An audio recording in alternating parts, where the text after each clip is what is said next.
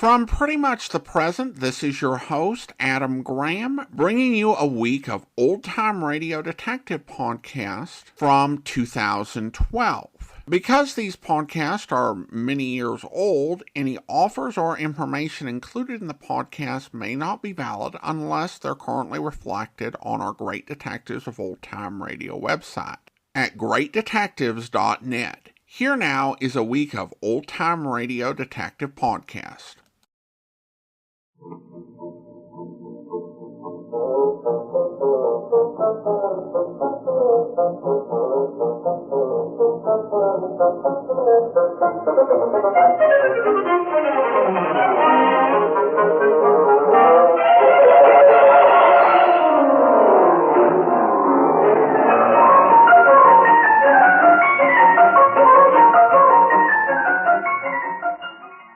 Welcome to the Great Detectives of Old Time Radio from Boise, Idaho. This is your host, Adam Graham. If you have a comment, give me a call, 208-991-4783, and become one of our friends on Facebook, facebook.com/radio detectives. Well, today it's time to start an exciting series called The Adventures of Frank Race. This came from the Broadcasters Program Syndicate, which was a syndicate in the mid-40s. It did not syndicate as many shows as Ziv, which did Boston Blackie and their File Advance series, but it did several series, including Frontier Town and The Adventures of Frank Race. The series stars Tom Collins, who was liked by Carlton Morse and appeared in the series I Love Adventure.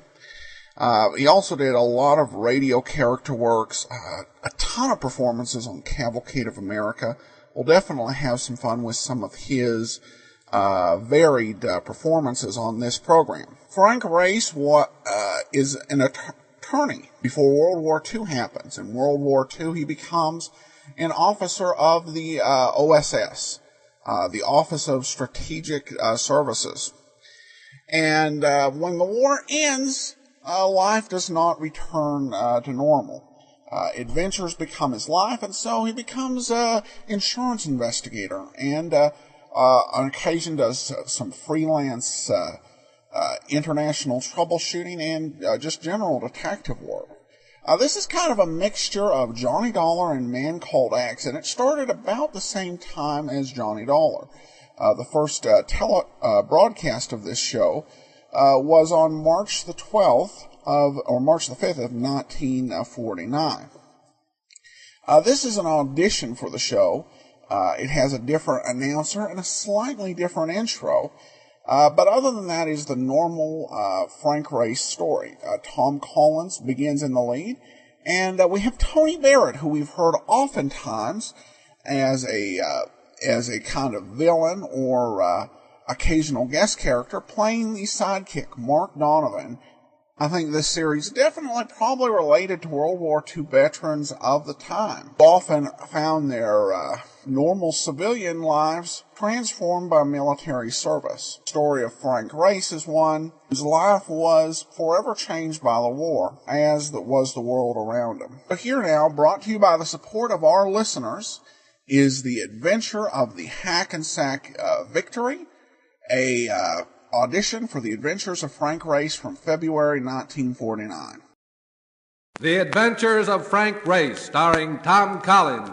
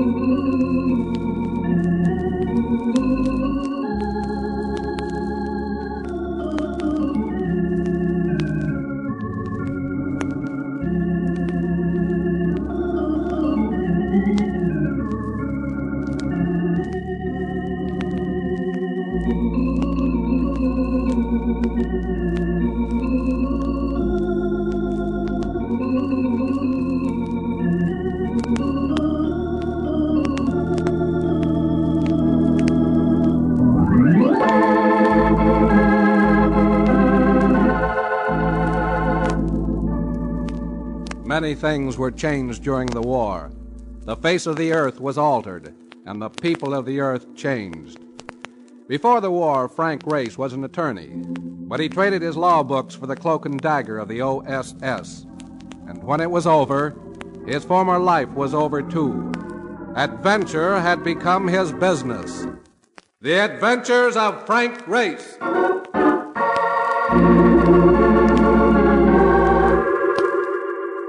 New York in the spring, just after a rain, with the sun sneaking a look at you now and then. Everything glistened, particularly the girls in those transparent raincoats. I was walking right alongside one of them, a blonde who was putting ideas in my head, when... Mr. Race! Frank Race! Hey! It was Mark Donovan, coming in fast as usual. I crawled into his cab, a vehicle that looked as though it must have gone through the Battle of the Bulge. I've been looking all over for you. Call company apartment from Intercontinental Maritime Underwriters. Guy named Chalmers Latham. An interesting piece of news. Start beating those signals, Mark. A guy named Chalmers Latham. I remembered him from the Rotogravures. First family, good-looking, shoots golf along with the pros. Frank Merriwell in business. He drew salary as an executive vice president in charge of claims. And at the moment, he wasn't happy.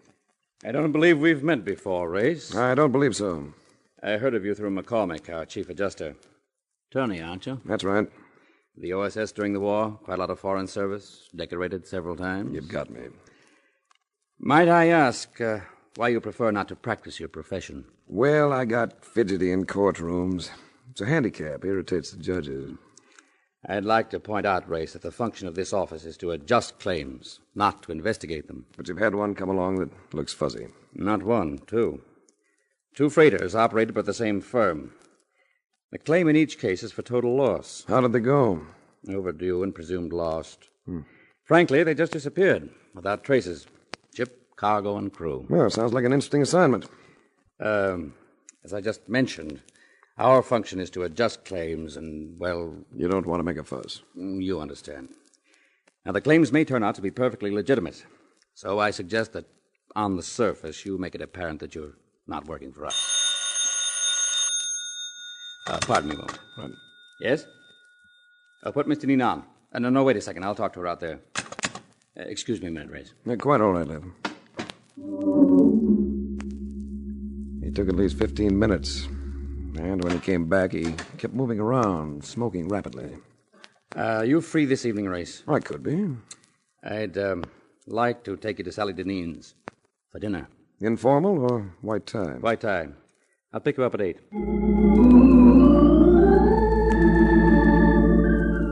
I left Latham's office and headed for the elevator, but I never quite got to it. The interception came in the shape of a paunchy personality with a pair of eyes that reminded you of grapes. Peeled grapes. His face was round and without guile, and he spoke with the voice of a choir boy. We're taking the stairs. Well, I'm not seeking exercise. You know, that's a long way down. I said we're taking the stairs. You go moving your flippers and you'll pick up a crop of bruises. I got the feeling I'd pick up more than that. Those orbs told me he'd been smoking a brand they don't advertise. We took the stairs. Stay close to the buildings. And remember, one phony move and I'll plant a slug in there. There were several cabs around, but no sign of Mark Donovan. We walked about 4 blocks to finally turn in at a short blind alley, a loading dock. On hand were a couple of citizens who'd been fair game for any dragnet. One of them was an ordinary hood, but the other... Well, you remember the way a bootlegger used to dress when business was good? Slouch hat, double-breasted Chesterfield. Hello, Race. My name's Jacklin. Eddie Jacklin. Should that make me happy? I'm not here to stall around. What'll you take to turn down that job for Intercontinental? I might be able to answer that better if I knew what they intended to pay me. Now you're doing the stalling. Like I told you, Eddie, you don't have to offer him no dough. Just let me push him around a little. Like this? Grape eyes! I heard you were pretty handy with that commando stuff. Well, he could have been friendlier about things. Walked me several blocks without uttering a civil word. I try to be friendly with people I do business with. You may as well get it straight, Jacklin. I'm not doing business. I had an idea you'd say that, so I made plans. With a .45 in your hand. I respect you. Nemo, flag us a cab. All right, Race. Drift toward the street. Jacqueline gave the cabbie an east side address, and we lurched away. Our flying start made me glance at the driver. I had to swallow a grunt when I saw it was Mark. His eye in the mirror caught mine, and I got set for his play. And it wasn't long in coming. Getting a clear stretch ahead, he gunned the cab to about 50, then slapped on the brakes. I braced myself, and when Jacqueline and Nemo went forward, I grabbed both of them behind the heads and pushed hard. Get him outside, Frank. Get out, Jacqueline! Roll your head, Frank, roll your head. I was conscious of a sickening splat, and we all sprawled on the pavement. Nemo and I came up together, and I went at him with the sharp edges of my hands. He took 2 or 3 and then broke away into camps. Come on, Race, let's get out of here.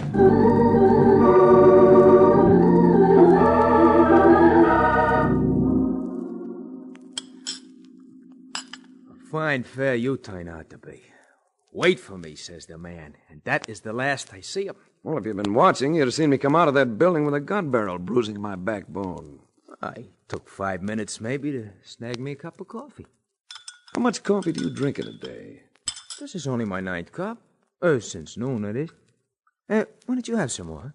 Mark, do you know about a family named Deneen? Oh, the big shots. Yeah, I know. Hauled them around once or twice. There is a girl that's a pip. Do they own ships? That's right, sure. The girl and her brother had a big court fight in 44. Hit all the headlines. Some kind of battle about running a company. No, we weren't reading very many newspapers in 44. What is cooking on all this, anyway? Dinner. They're home this evening. On the way over, Latham had briefed me on the family, but at that, I wasn't quite prepared for the militant aunt who presided over the household. Miss Deneen's aunt, Carrie Farrell, must have been about 45. Her complexion had the look of freshly stirred oatmeal. She spoke in tones that seemed to be directed at someone behind you, about 50 feet behind you. Carrie's Mr. Farrell always seemed to be smiling, apologetically, as though he felt himself to be a traitor to his sex because of being her husband. Race? Well, that's an odd name, isn't it? Has anyone ever told you that the race doesn't always go to the fleetest? I'm afraid that doesn't quite make sense, Carrie. Does to me. I'm sure it does to Mr. Race.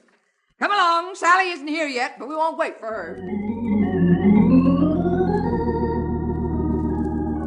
We were dabbling with a chocolate souffle, and I was wondering why Latham had bothered to set this up when she appeared in the doorway.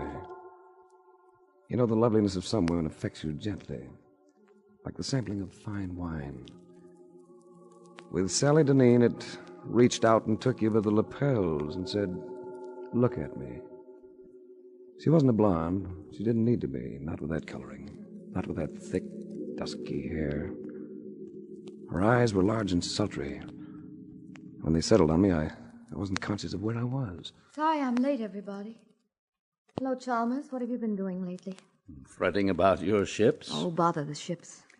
Yeah, that simply amazes me, the way you all accept the situation so resignedly. What else can we do, Chalmers? None of us here knows a thing about shipping. Bob does, or should.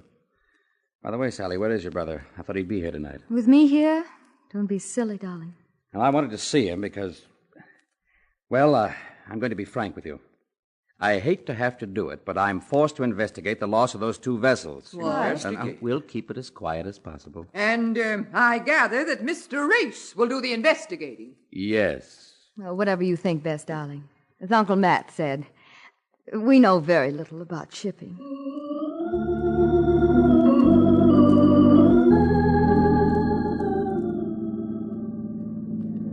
Nice dinner, Latham. I enjoyed it. What did you think of them? Interesting people. Do they share ownership of the company? Sally and Auntie and Brother Bob. Farrell is in only to the extent of marriage. How are they financially? I'm not sure. You see, Race, I have an emotional interest in her affairs. And I caught that. How soon can you leave for San Francisco? That's where the ships are? Most of them. Well, I'll be phoning for a reservation while I change my clothes. Good. And Race, there'll be a $1,000 bonus if you make good use of that discretion of yours.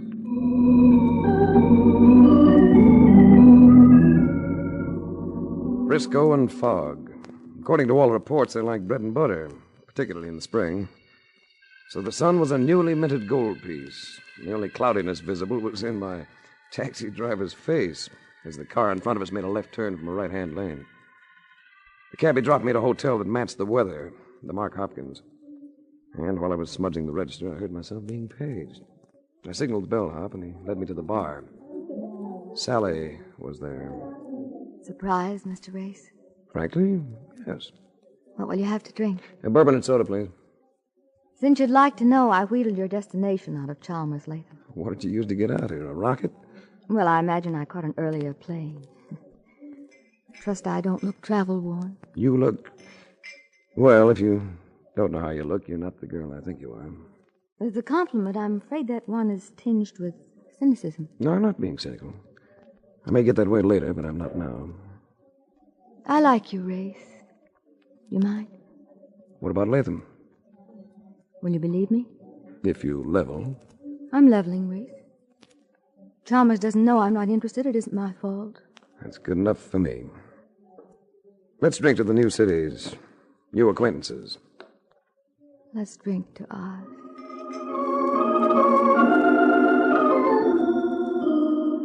I spent the next couple of days kicking around and asking questions about the missing ships.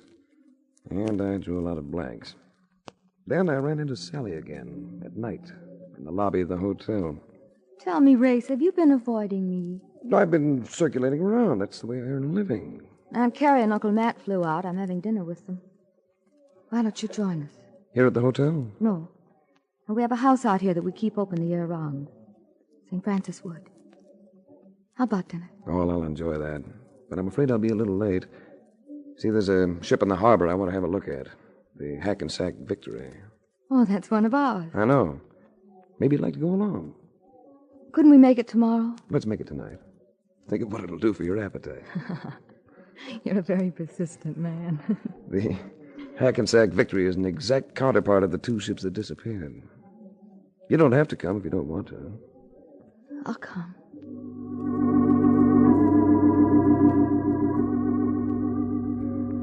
We found the Hackensack Victory with the gangplank down. When we reached the deck, I led Sally aft to a cabin door that bore a brass plate, identifying the quarters as belonging to the master. The captain may not like this. Don't happen to know him, do you? To the best of my knowledge, I've never even seen the man. What do you want? We just thought we'd like to have a look around. We've got no time for sightseers. Captain, this is Miss Sally Deneen, one of the owners. Now, how would I know that? Maybe you'd like to see a driver's license. I'm not interested. I'm sorry, but you'll have to go ashore. I think we'd better do that, Race. He's perfectly within his rights. All right, Sally. If you say so. Oh, I'm starved. Wonder how far we'll have to walk to find a cab. You're starved, and I'm curious. What about? The world is full of sounds, mostly words. Your mind is watching while your ears listen. Surprising what people will tell you without intending to. Have I told you anything, Race? Without intending to? You didn't want me aboard that ship. Oh, that's ridiculous. You know, there's something funny about it. About the master's cabin. They've been redecorating it. Did you notice it? All that cluster of wood shavings on the floor and the smell of paint. But maybe you didn't notice. Not particularly. They've been doing something to the ceiling beams. Now, why would they do that? Race, why don't you forget your job for tonight? She stopped as she said this. So I stopped, too. I reached out, took her by the shoulders. I didn't have to do anything else. Her arms went around my neck, and for a few minutes I did no thinking whatsoever. When we broke it up, Sally seemed a little shaky herself. That was nice, Race. I thought so, too. Shall we have that dinner now? If you don't mind, I'll pass it up for now. And in the meantime? I'm going back on that vessel.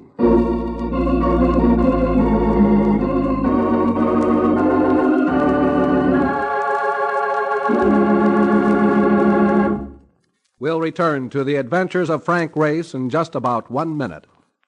And now, back to the adventures of Frank Race.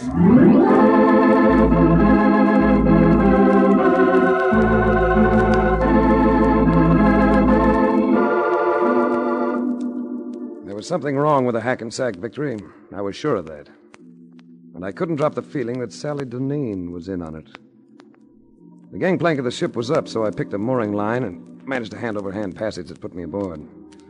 No one seemed to be around, but the master's cabin was unlocked, and I pushed my way in. It was the same lad, and he started to be trucking it again until he glimpsed the Smith & Wesson in my hand. Well, what do you want now? Just a little talk. Why don't you sit down? First, I'd like to know why the remodeling job. The beam up there. I don't know what you mean. That beam has just been cased with another piece of wood. Very skillfully, too. Why would anyone want to do that? This vessel carries a serial number. It's to be found on her engines, on her compass, on her keel. And it's usually carved into the main beam of the master's cabin. Who'd want to be changing all that? I thought maybe you'd like to tell me. I'm not saying a word about anything. Maybe you'll talk at police headquarters. Put on your coat. You can't arrest me. Where's your authority? In my hand. Get that coat on. He was right. I had no authority. But somehow I was going to get him inside that police precinct. We left the cabin and went to the waist. We got halfway down the gangplank. That you, Kennedy? Yeah, but watch out for this fella. He's hijacking me. Well, well, if it isn't Race. Going somewhere, Race? They were at the foot of the gangway, all of them. Jacqueline, Grape Eyes, and Nemo. Take it carefully. He's got a gun on my side. We got rods, too. 3 of them. Why don't you try coming by, Race? Listen, Jacqueline. Listen carefully. I'm coming down with Kennedy in front of me. And you lads are going to back away to the left. Make any bad moves and I start blasting. I've forgotten the Grape Eyes wasn't exactly the rational type. I never cared for high dives, but it was either Jacqueline or a jackknife.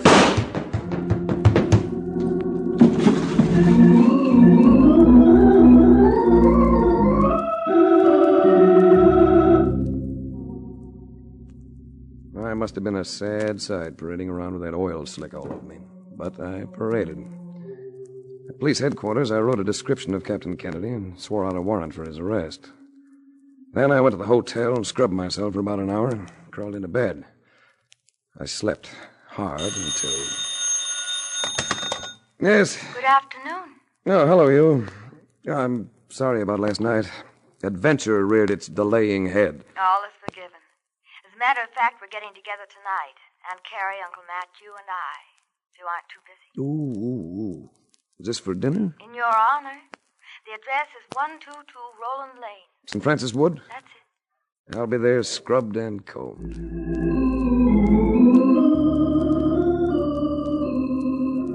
122 Roland Lane turned out to be an attractive sort of place. Monterey style, not unusually large.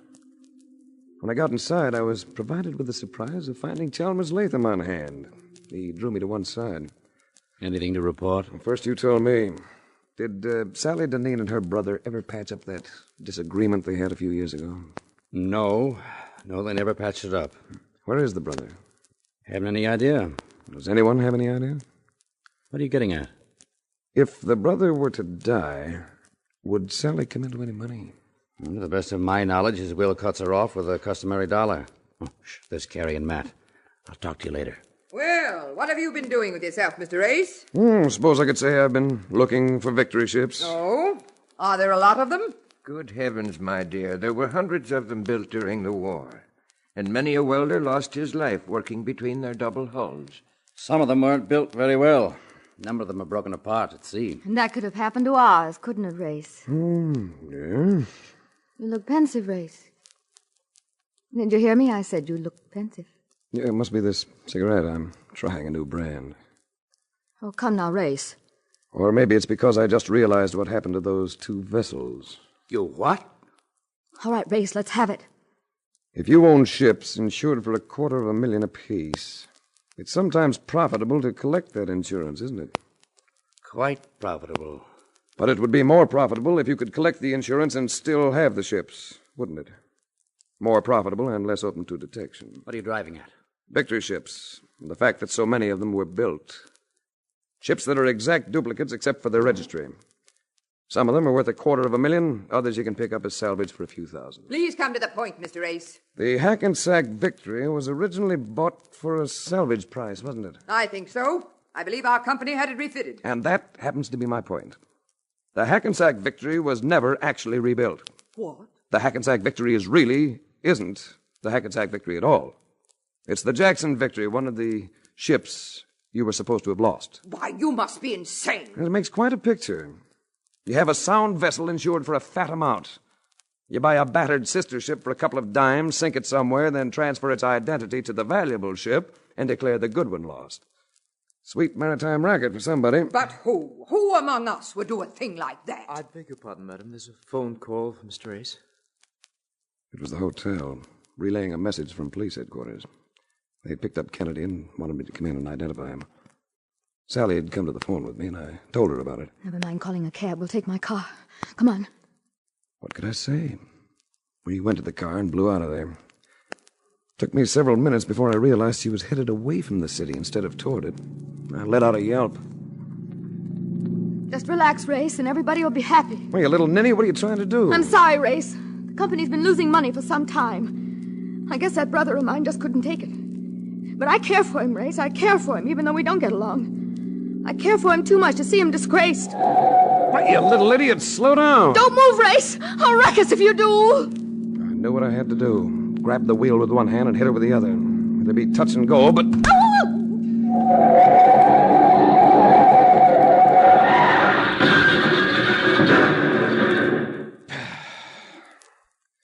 Well, have you ever tried to stop a speeding car with an unconscious girl flopping all over you? I took time out to make sure she wasn't too badly hurt. Then I swung the bus around and headed it back. She came around pretty soon, but didn't say anything. Just sat there letting me make the plays.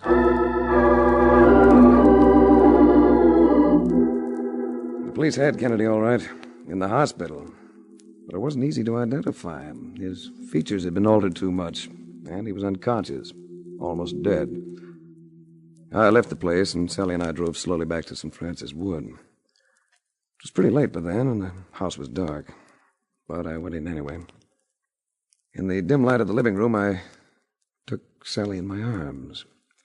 And in spite of what I had done to her, she responded. Oh, Race. When we care for each other the way we do, is it necessary for you to be so hard about things? Can't you work for me instead of the insurance company? Sally, what do you think happened to the crews of those two ships? Oh, I don't know. It hadn't occurred to me. It occurred to me. I believe they were murdered. And, Sally... Yes? I think your brother has been murdered, too. Oh. I'll take it, Race. I let her. She needed something to concentrate on after a wallop like that. Quite a lot of conversation seemed to come from the other end. That's good. Finally, still holding the phone, Sally turned to me. It's the police. Captain Kennedy has regained consciousness, but they don't expect it will be for long. They want to know if you have any suggestions. Yeah, let me have him. Hello. See if you can get a statement from him, will you, Inspector? And keep driving at him with one name, Matthew Farrell. Keep repeating it to him, and I think you'll blow the whole thing wide open. Oh, that's funny. What's the matter, Race? The line seems to have gone dead. It's been dead for several seconds, Race. I cut it just before you offered my name to the police. Uncle Matt! He stood there fully dressed, and he was gripping what seemed to be a Luger, gripping it steadily. What made you suspicious, Race? In New York, you said you knew nothing about shipping. Tonight, you spoke of welding double hulls. And then I imagine there's a will, isn't there? Bob Dineen's will, leaving his share of the company to you and your wife. My wife had nothing to do with it. No, I can believe that. And you're going to have nothing to do with it. Either of you. I'm sorry, Sally. Oh. He had a gun on me, but he was looking at Sally. It was a chance I had to take. I dove at him. Race! It's all right. Oh, he's dead. Yes. Had to be him or us. Oh, Race! Yes, Sally, I know. Violence isn't part of your world, is it? You really don't have any courage. We were all right until you came. I'm sorry to disturb your sheltered little world, Sally. But hiding from things doesn't make it a better world than mine. Maybe we'd better take a rain check on each other. And, give Chalmers Latham a message for me, will you? Just tell him there's no charge. This one is on me.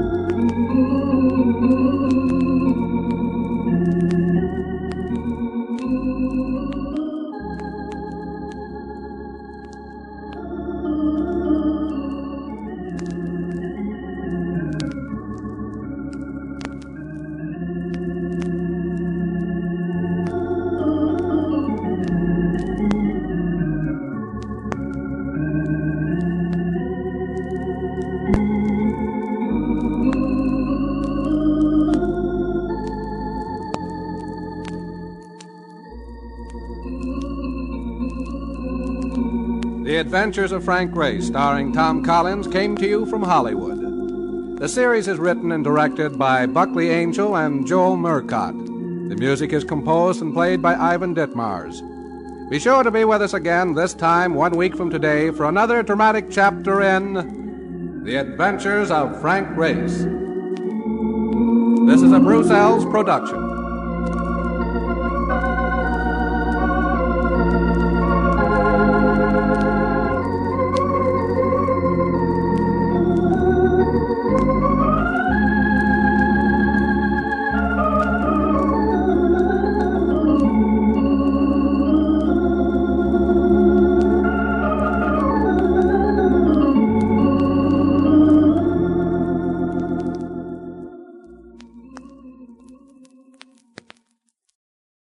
Welcome back. Well, a strong beginning to the Frank Race series. As I mentioned, once we get into the main body of the story, it is a little bit of a different sound to the intro, and I actually think that it's a little better.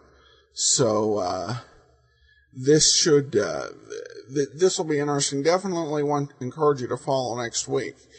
All right, well, we do have some discussion to do about possible addition to the show.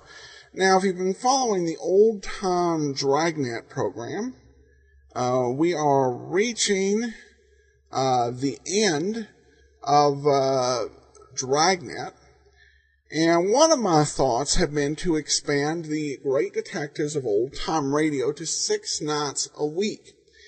And the 6th night to have a detective show like Dragnet, but other ones we'd include there would be The Lineup and Tales of the Texas Rangers, which included a bit of a procedural bent. And we would actually start out in January with The Lineup. We would probably, we'd continue to have a special every 50 episodes. We have a lot of half-hour shows. I would probably only have an 1 hour special every 200 episodes rather than every 100. And it'd just be an expansion of the show and give folks another night. So I'd love to hear your feedback, what you think about it. Email me, box13@greatdetectives.net. Well, now we turn to listener comments. Brandy says, "Hi, Adam. I've been an avid listener for a while and love the podcast. My husband and I were listening to a Thin Man episode the other day, The Adventure of the Haunted Hand. My husband thought he recognized the voice of June Foray playing the actress that was trying to sabotage Nora so she could get Nora's part in the play, although my husband actually said, 'Hey, that's Rocky!' Anyway, I tried to find out, no luck. Would you happen to know if he was right? It happens so rarely, I'd like to mark it on the calendar. You know, it's been a while since I've listened to that episode, but I believe having these, I had the sense that June Foray was in that particular episode. It's tough to really say, if they don't leave it behind in the credits, which will tell you, obviously, or there's not a script. A script will often contain a cast. We're left to kind of guess. And when we're talking about the character actors, I think that I would give benefit of the doubt. I do remember back when we were doing Pat Novak for Hire, someone actually thought that Orson Welles had appeared in an episode of Pat Novak, which, as much as we love Pat Novak, it was a sustaining series sponsored by the network on ABC, and Orson Welles would just not show up there. I would give benefit of the doubt on this point. Okay. Well, that will do it for today. We'll be back tomorrow with Leonidas Witherall, and join us back here on Monday for another adventure of Frank Race. Well, it is time for today's episode of Leonidas Witherall. This is a series we only have a scattered 7 episodes, so a lot of lost episodes, and fortunately I don't have a great episode log. But this is the 8th episode of the series from July 23rd of 1944. Here now is Mrs. Mullet Disappears here on the Great Detectives of Old Time Radio.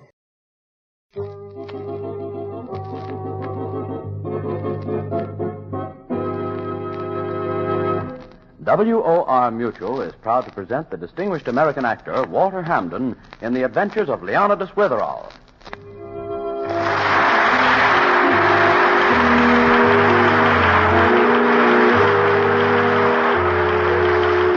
Witherall's always getting mixed up in murders. You wouldn't think so to look at him. He looks exactly like Shakespeare. It's his beard, and he's proprietor of an important school for boys in New England. And he writes thriller stories, too, the Lieutenant Hazeltine stories.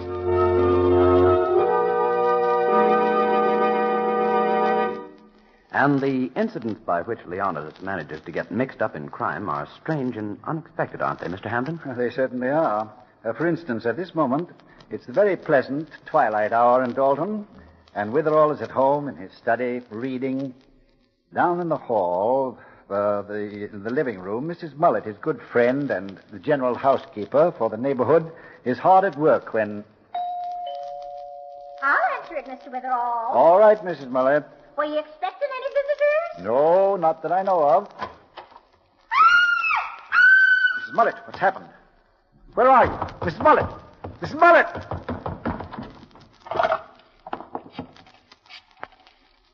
Operator, I want police headquarters. Hurry. Hurry.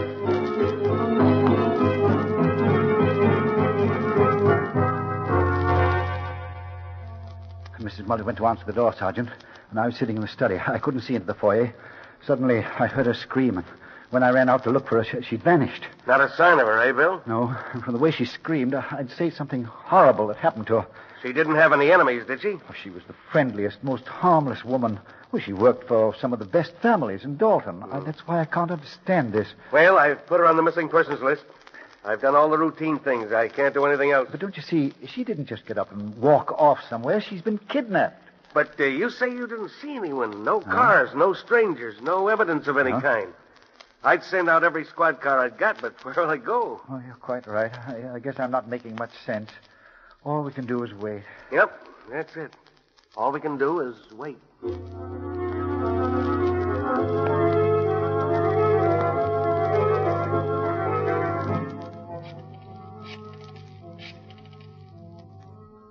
Hello? Miss Fidget? Yes? This is Leonidas Witherall. Oh, sure, Bill Shakespeare. How's the beard? Is Mrs. Mullet at your house? Well, no. Why? She disappeared a few hours ago. I've been calling various people in Dalton, hoping they might have seen her. Well, no, I haven't seen her. Oh. Sergeant McCubble? Yes, Bill? No word yet? No word yet, Bill? Oh, I'm going to bed, Sergeant. I'm exhausted. But call me the second she turns up, no matter what time it is. You bet, Bill.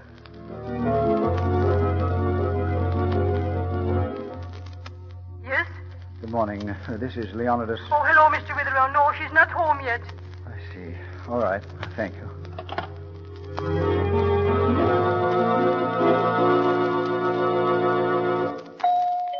Coming. 1 second. Mrs. Mullet. Thank heavens. Are you all right? Well, I can still stand up. What's happened to you? I've been frantic. Why, it's 5 o'clock in the afternoon. You've been gone almost 24 hours. Mr. Witherall, I was kidnapped. Oh, I thought so. Oh, here, sit down. Would you like some water? You look peaked. Oh, my face is dirty, isn't it? And my hat, it's not on straight. Yes. But go on. Tell me the story. Well, remember when I went to answer the door? Yes. Well, I opened the door and I didn't see anyone. So I stuck my head out and presto, someone took hold of my arms and put a blindfold over my eyes. Did you recognize anyone? No, it was dark, and it all happened so fast. I'd know their voices, though. Where did they take you? Well, I don't know exactly. They made me walk down the street, and we got into a car. Then we went for a ride. Not long, about 10 or 15 minutes, I'd say. What did they talk about in the car? Nothing. Not till we got there. Where? Some house. I think they took me into the cellar, because from the street we walked down, not upstairs. Then what happened? They took my keys. I've got the keys to everybody's house I take care of.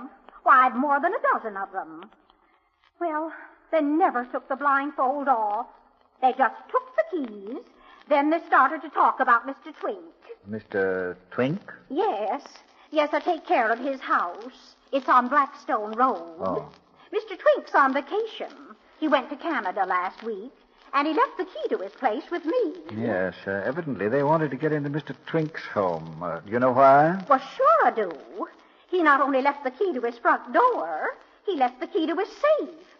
Besides, he told me the combination of the little door inside. Why did he do that? Well, Mr. Twink has a lot of confidence in me. Oh, justifiably, yes. You see, he has a lot of silverware in the safe, and he wanted me to clean them. Then there's some bonds. I had a bit of business to tend to for him. Of course, your executive ability would help there. Yes, I had to clip some coupons for him. It's obvious those men were after all those valuables in the safe. Oh, they were after the safe, all right. After they had the keys, they asked me to tell them Mr. Twink's combination, but I wouldn't. They tried just about everything they could think of. But they didn't hurt you, I hope. Well, they were going to. First, they offered me some money. Which you spurned. I wouldn't touch it. No. Then they argued with me and argued. But you were firm. Like a rock. Excellent. Then they went away somewhere, but they came back a few hours later. Fact is, they went away several times. And every time they came back, they asked me about that combination again. Did they treat you very roughly? Well, not like in one of those Hazeltine stories you write. But they wouldn't give me anything to eat. And when I got sleepy, they kept waking me up. Oh.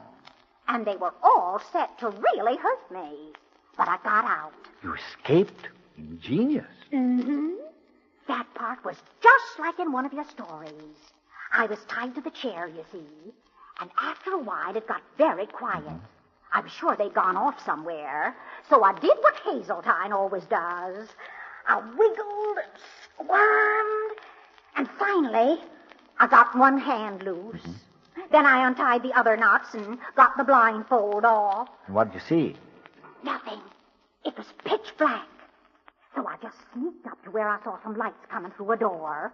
And when I got to it, I just ran for all I was worth. I didn't look back for a second. I just ran and ran. Did you come out of the cellar? Yes. Well, did you notice where you were? Well, I was so tired and dizzy, I just ran around for a while without knowing where I was. I was too frightened to think. And then I fell down. Oh, my. Oh, I must have stayed there by the side of the road for a long, long time.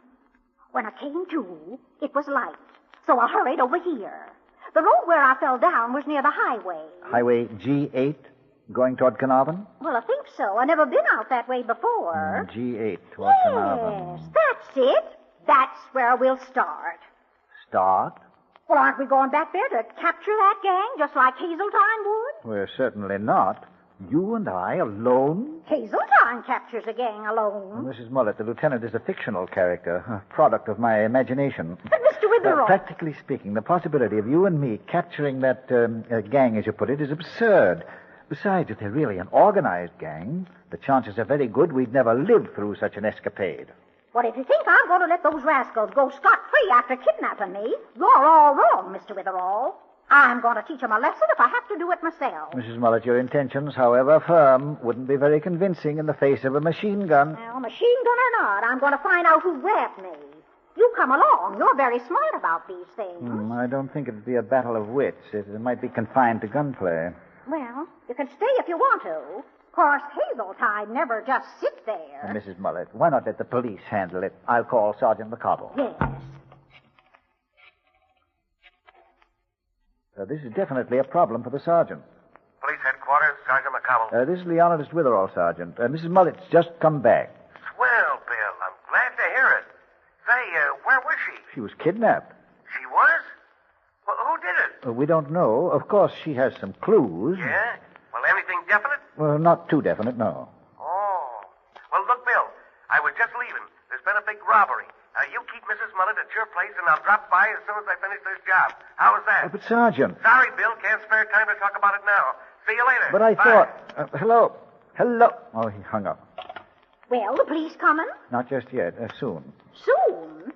You think I'm going to sit here and give those crooks a chance to get away? I'm going right now. No, wait. You can't go after those men alone. Well, you can come or not, but here I go. All right. My car's outside. I'll go along. At least I may be able to keep you from getting yourself killed. Come along.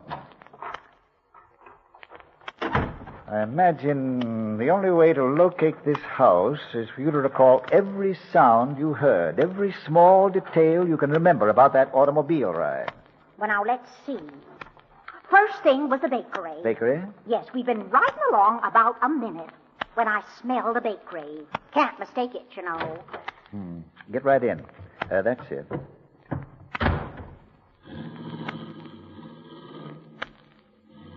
Your acquaintance with the shops in town should help. Whose bakery is about a minute's drive? Well, let me think. Oh, Dougal's. The only one that's anywhere near your house. Then we'll head for Dougal's. What did you notice after that? Well, there was the bakery, then the tracks.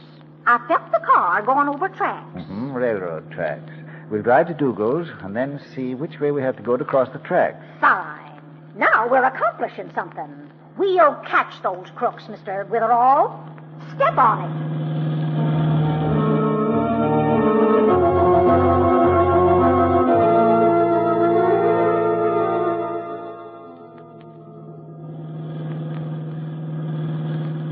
There's the bakery. And the tracks are off to the left, up this street. So we'll turn left. There are the tracks right up ahead there. Yes. Look at that car coming toward us. The big black one? Seems the driver's crazy. The way he's swerving from side to side. Maybe it's those gangsters. They didn't want to kill us. Let go the wheel. Let go the wheel.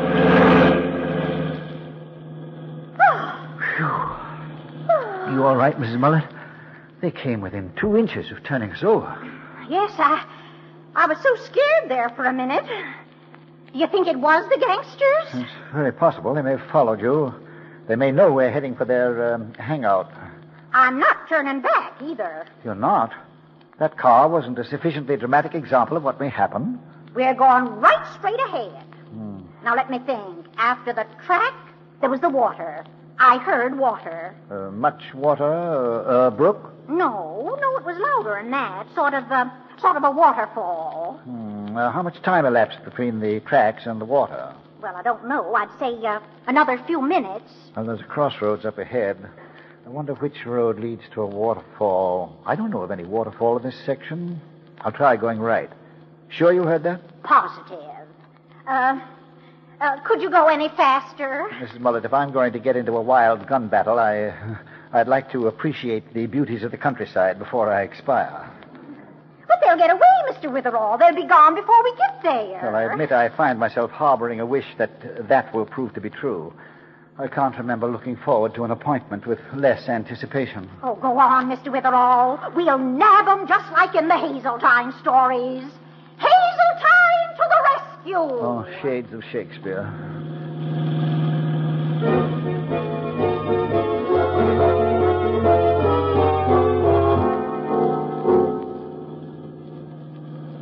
Say, Mr. Witherall, you were lucky turning to the right. Lucky? Well, sure. There's the little waterfall. Yes. After the water, we went to the house. Oh, while I was in the cellar, I heard waxing machines. Uh-huh. Oh, I'd know that sound anywhere. They were doing the floors above us. Lots of hustle-bustle going on. Well, at least after I get shot, I've a beautifully waxed floor to collapse on. I wonder where that house is. Well, it must be the one up ahead. There aren't any others around. Well, it couldn't be that house, though. I'm sure it belongs to Mr. Beagle. I heard he'd taken a house out here, a big estate. Mr. Beagle? Why, I know him. He couldn't have done it. No, he's one of the most active citizens in Dalton. Charitable, public-spirited. I know, but I'd still say that's the house they took me to. It's not possible. Well, drive a bit closer anyway. All right. In fact, we can stop here if you wish. Exquisite home, isn't there? Exquisite or not, that's the place. The gang's in there. Now we'll rush over and grab them. The architect... We'll what? Grab them. Oh, don't be so enthusiastic. It's unhealthy. Let's walk over. Well, say, look at the lights. There's a party going on in there. There certainly is. A party. Strange. If this is the house. Well, there's not another one around. We followed the sounds in order. But why would a party be going on? You know, Mrs. Mullet, this is beginning to intrigue me. You heard them waxing floors. Now there's a party. That makes sense. Of course. I'm going in. Suppose you walk down the road to the nearest gasoline station and call Sergeant McCobble. Tell him to come over, just in case you're right. But it's Mr. Beagle's house. You just gone storming into the party? Not storming, gently breezing in. But didn't you say if the gangsters are there, you'd be shot? I want to know who kidnapped you, Mrs. Mullet. I also want to know why a party should be going on in this house. If this is where you were, yes, I'm going to take the chance. And if I get shot, well, as the gentleman I'm supposed to resemble has written, there's a destiny that shapes our ends, rough hew them how we will. Now you're talking like Hazeltine. Ah, thank you, Mrs. Mullet. Now, let's see. Mr. Beagle came to Dalton about a year ago. Wealthy, intelligent, well-liked. It's very puzzling. Be careful. Oh, I shall. And you be quick. I may need the sergeant badly. All right. Bye, Mr. Witherall. Good luck. Bye.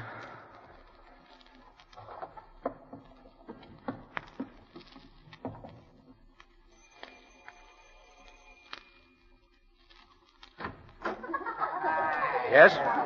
Mr. Beagle? That's me. I'm Leonidas Witherall. Oh, yes. The man who looks like Shakespeare. Well, I hope I'm on time for all the festivities. What? What'd you say? I said I hope I'm not late. Oh, no, you're not late, no, but, there's Cornelia Winterbloom. hello. And Susan Dorr. Yes. Look at that. I didn't know we had so many mutual friends, Mr. Beagle. Oh, didn't you? Makes it very cozy, doesn't it? Yes, very. Did you want something? You seem to be looking around. Thank you. I was just admiring the decor. Splendid. I'd like to see the upstairs section, too, sometime. You're the curious type, aren't you? Oh, no. I'm merely interested in decoration, furniture. Witherall, I didn't invite you. You didn't? Well, someone did telephone me. Nobody telephoned you. Oh, well, perhaps it was a card. Yes, Mrs. Mullet, my housekeeper, brought the card to me with the morning mail. You know Mrs. Mullet? Yes, I do. Well, she works for quite a lot of people in town. Works for me and Mr. Twink. Oh, do you know Mr. Twink? Did you say you wanted to see the rest of the house? Oh, I don't want to disturb you now with this party going on. Well, I'll have my friend show you the place. You can start downstairs, in the cellar. In the cellar? Yes. You'll be very interested in what I have in the cellar. Louie, Jackie. What's the matter, boss? What do you want? I want you to show the house to Mr. Witherall. Take him down in the cellar first. I got you. Come on, pal. We're going on a sightseeing tour. Well, thank you, but perhaps later, eh? Why don't you play something hot? Let's dance. You fellas show Witherall the cellar now. Come on, Maestro. Play something hot, will you? And make it good and loud, huh, boys? Sure, that's a great idea. Okay, let's go, Witherall. Witherall, I said let's go downstairs. Oh, yes, but later. Oh, Cornelia. Yes, Leonidas. Cornelia, may I have this dance? Why, certainly. But it's hot swing. I've never seen you jitterbug, Leonidas. I never have, but I'm going to do it now. Excuse me, gentlemen. Come on, Cornelia. As the boys at Meredith say, what is that phrase? Manufacture a rug? Oh, yes, let's cut a rug. Leonidas!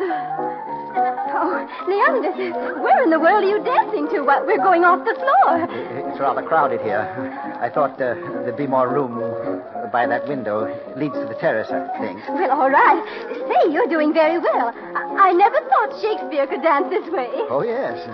If we can, just dance toward that French window, I could get out by the terrace. Get out? What are you talking May about? I cut in, Mrs. Winterbloom? Oh, why, yes, of course. Do you mind, Leonidas? Oh, I was enjoying this, so I hate to leave you. Come with me, Witherall. Let's go, Mrs. Winterbloom. Oh, bye, Leonidas. I'm waiting. Yes, Louis. Sorry to keep you. You know, I've suddenly lost all interest in going into the cellar. Get going there anyway. And don't try anything, Toots. Toots, you embarrass me. Don't go tossing off a couple of hints about what's cooking here. Because what's in my pocket ain't no water pistol. Cooking? A pistol? Leonidas Witherall! My goodness, you rascal. Why didn't you come over and speak to me? Well, I've been busy, Toots. Oh, what? Susan. Well, just you come over here to this sofa and sit down and chat with me. Will you pardon us? Huh? Pardon us. Come on, Leonidas. Oh, I'm delighted, Mrs. Trap. Well, how have you been? I haven't seen you in weeks. Mixed up in any murders lately? I'm mixed up in one right now. Hopelessly mixed Oh, up. really? Young man, Louis. Yeah? Would you do me a favor and get me some more punch, please? Me? Okay. Give me the glass, Duchess. Gimme, Duchess? Yes. Curious guess, isn't he? Now, Leonidas, tell me all about it. Who's been killed? No one yet. No? But they will be at any moment. Well, why don't you stop it? I'm afraid I can't. Oh, Leonidas, you wouldn't be pulling my leg, would you? Oh, no. On the contrary, I'm talking shoulder to shoulder. Oh. Legs, shoulders. If this keeps up, we'll need some ration points. Oh, how droll of you. Well, who's going to be killed? I am. Oh, now I know you're just teasing me. No, Susan, I'm going to be shot within a few seconds. You know, that's what I like about you, Leonidas. You've such an extraordinary sense of humor. Huh? Yes. Well, who's going to shoot you? Cornelia? Me? One of Mr. Beagle's friends. Oh. Susie, I've got to get out of here. Would you walk toward the front door with me? Of course. I adore these games. We played murder at a party last week, but we didn't act it out this way. It was a quiz game called Stump It or Lump It. Yes, the quiz I'm in now might be called Answer It or Drop Dead. Really? Is Louis in it? Yes, very much so. Oh, you know Beagle does get the most exciting ideas for his parties. Well, come on. We'll sneak toward the front door, eh? Yes, do it very casually, though. Come on. Uh-huh. Walk slowly. Yes. That's it. Mm-hmm. They haven't seen me. I see. You'll sneak out, and then we'll all look for you. Is that it? I'm going to back up against this door and grab the knob. Mm-hmm. Smile, Susan. Smile at everyone. I am. Oh, I am. Isn't this more fun? I've got the knob in my hand. Uh-huh. Now I'll turn it. Yes. Easy. Talk. Yeah? Talk about something. Or anything at all. Oh, I see. To distract them, huh? Well, you know, I saw the most darling hat yesterday, Leonidas. I was in New York. The knob's turned. I just couldn't resist it. It was... I'm all set now. You know, it was one of those little stores on Ready? Broadway. Going somewhere with the roll? Oh. Jackie, confound it. Don't leave now. The party's just getting warmed up. It's at a fever heat, if you ask me. Stick around. There's going to be plenty of fireworks. Oh, that's what I'm afraid of. Well, Leonidas, he saw you. So I guess the game's spoiled. Call me when you want to start a new one, will you? How about musical chairs? I just love... Now, you fooled around enough with her all. Now you're going downstairs. You'll have to make me. I'm not going into the cellar. Come on, Jackie. Beagle's getting impatient. The door to the cellar's over there with her all. I'll not budge one step. Oh, you won't, huh? You want to play rough? Okay, Bud, you asked for it.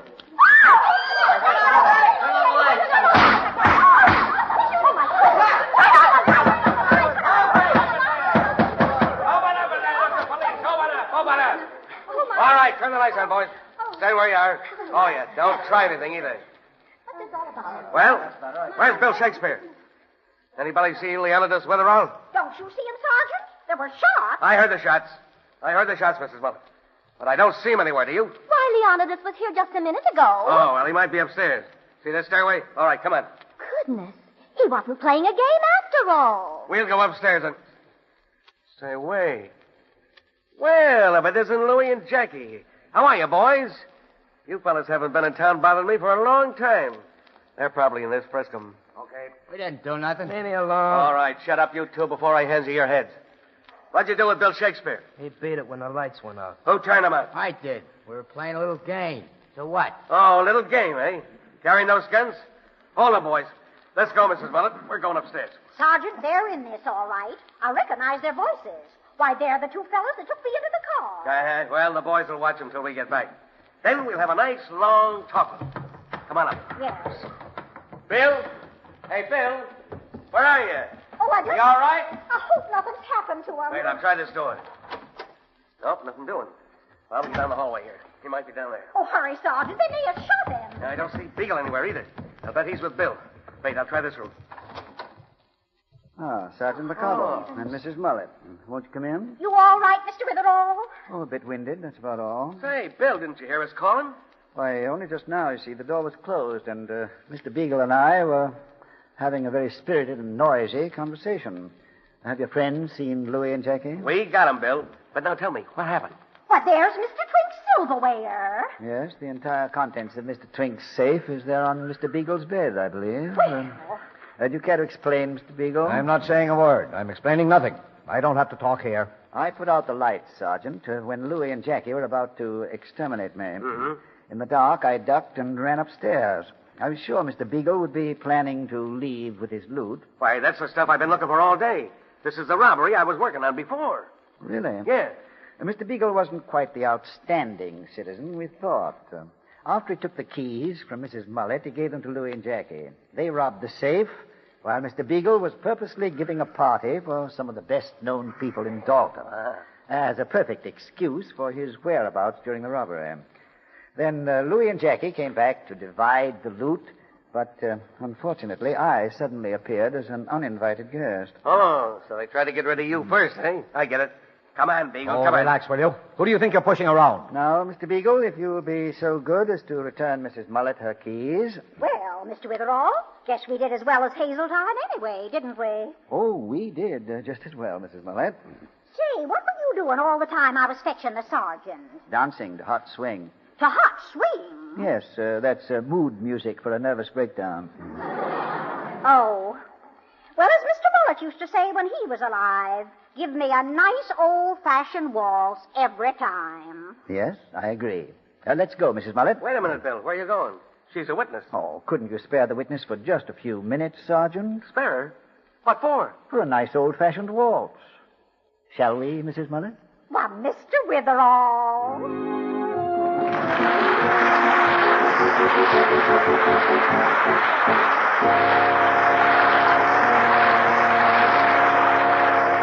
WOR Mutual has presented the distinguished American actor Walter Hampden in The Adventures of Leonidas Witherall. Mrs. Mullet is played by Ethel Ramey. The character of Leonidas Witherall is from the mystery novels by Alice Tilton. The radio script is by Howard Merrill, and this program was produced by Joe Ripley. Next week's story involves an attempt by Leonidas to enjoy a vacation, doesn't it, Mr. Hampden? It does, and a very peculiar vacation it is, too. Leonidas goes to the mountains for a few peaceful days of rest and relaxation. But he hasn't been resting more than about 60 seconds when he runs into a fire, a mysterious diamond, and, of course, a murder. I hope you'll be with us next Sunday for a very exciting and fascinating story. Good night.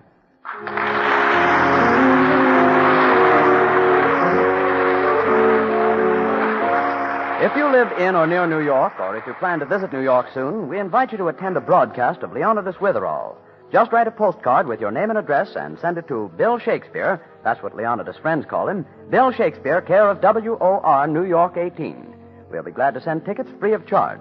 Remember, to receive free tickets to a Leonidas Witherall program, send a note tonight to Bill Shakespeare, WOR, New York 18.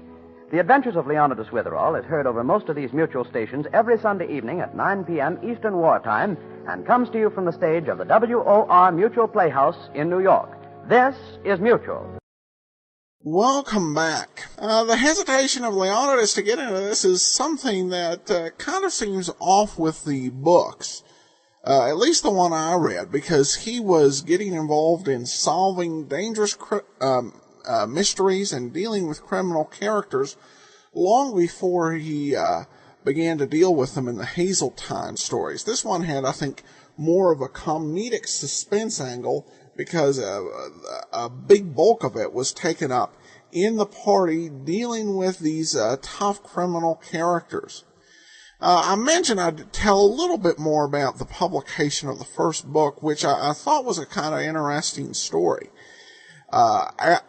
Alice Tilton was really just a pseudonym for Phoebe Atwood Taylor. Before Taylor's first Leonidas Witherall novel came out, she had published 7 other novels for Aussay Mail. And a publisher was concerned about her going outside of, what she was known for. And so she came up with the idea of using the pseudonym Alice Tilton. The first work, Beginning with a Bash,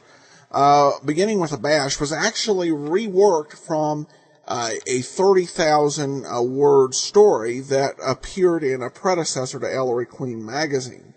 The publishers raised concerns that there could be a situation where if she published under a pseudonym, it might lead to a complaint with the Federal Trade Commission, which, today I know as a writer would not be a serious concern, and to be honest, I don't think it ever was a serious concern.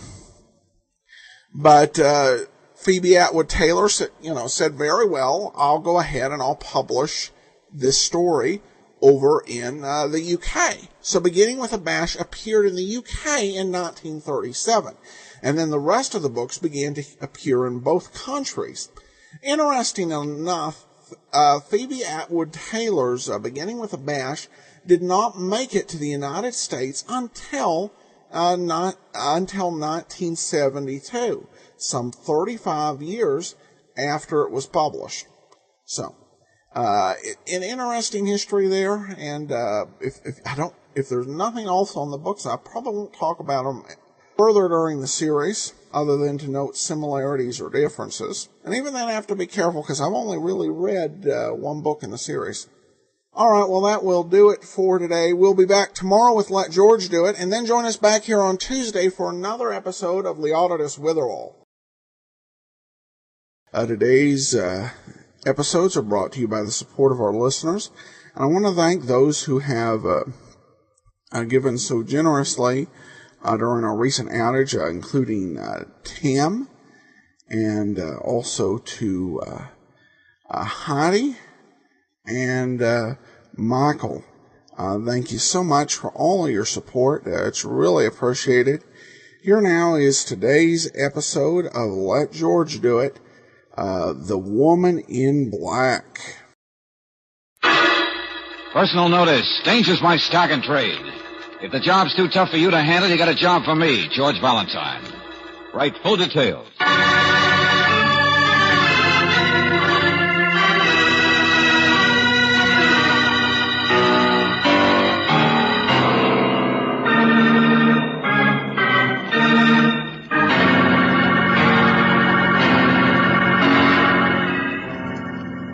Standard Oil Company of California invites you to Let George Do It.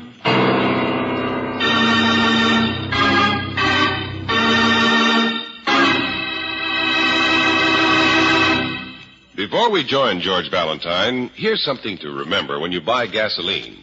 Any gasoline can be made to stress one performance quality at the expense of others, but Chevron Supreme is balance blended to give you all 8 necessary high-performance qualities: power, mileage, starting, warm-up, anti-knock, vapor lock prevention, acceleration, and area blending.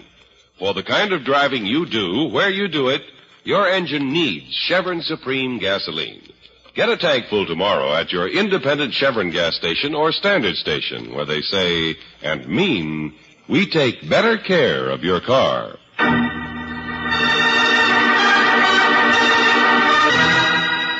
And now, tonight's story, The Woman in Black, another adventure of George Valentine.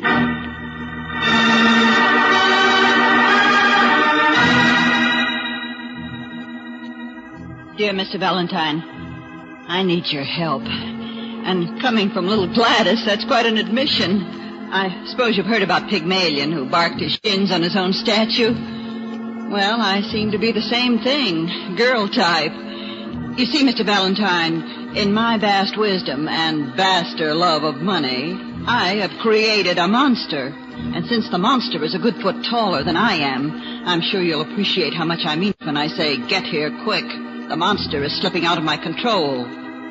Sincerely, Gladys Jenkins.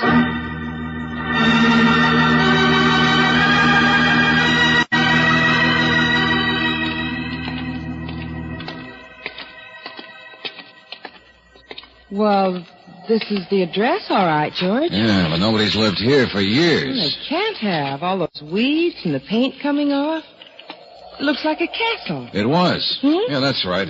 Been deserted since about 1932, as I recall. How do you know? Ever since the Bunko Squad or some jealous movie queen took care of him, whatever it was. George, what are you talking about? Angel, didn't you ever hear about Gregory? Oh! Yeah, sure. Gregory the Great. Gregory the Mighty Soothsayer.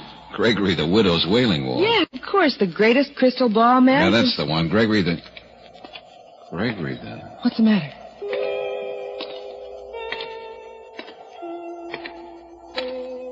George, I don't... Gregory the Ghost. What? You mean that old man with the white hair that Not just... so old, I guess. Dyed his hair white when he was 20, they claimed. Increased his powers over women. Well, he was certainly attractive, if that was really the... No, it can't be. It can't be. I thought he was dead. Burned himself out. He drank too much. Well, who you think it Huh? was, Julius Caesar? Now, go on. Get out of here. This is private property. Well, not the sidewalk. Yes, I know. Forgive me, lady. I didn't mean to eavesdrop. But this is no tourist center.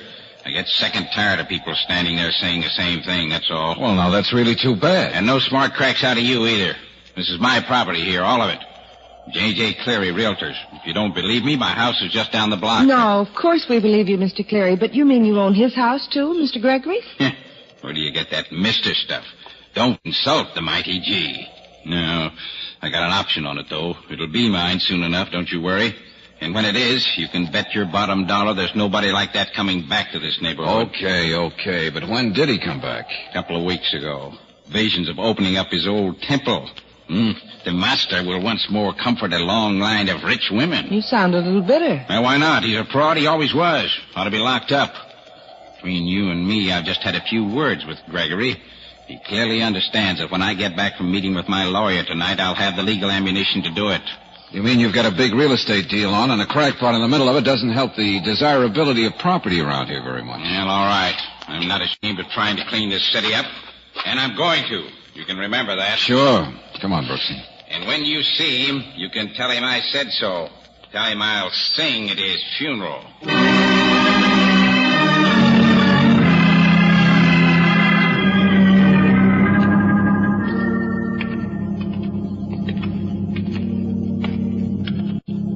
Wow. Be a good place for a funeral, all right, wouldn't it? Yeah.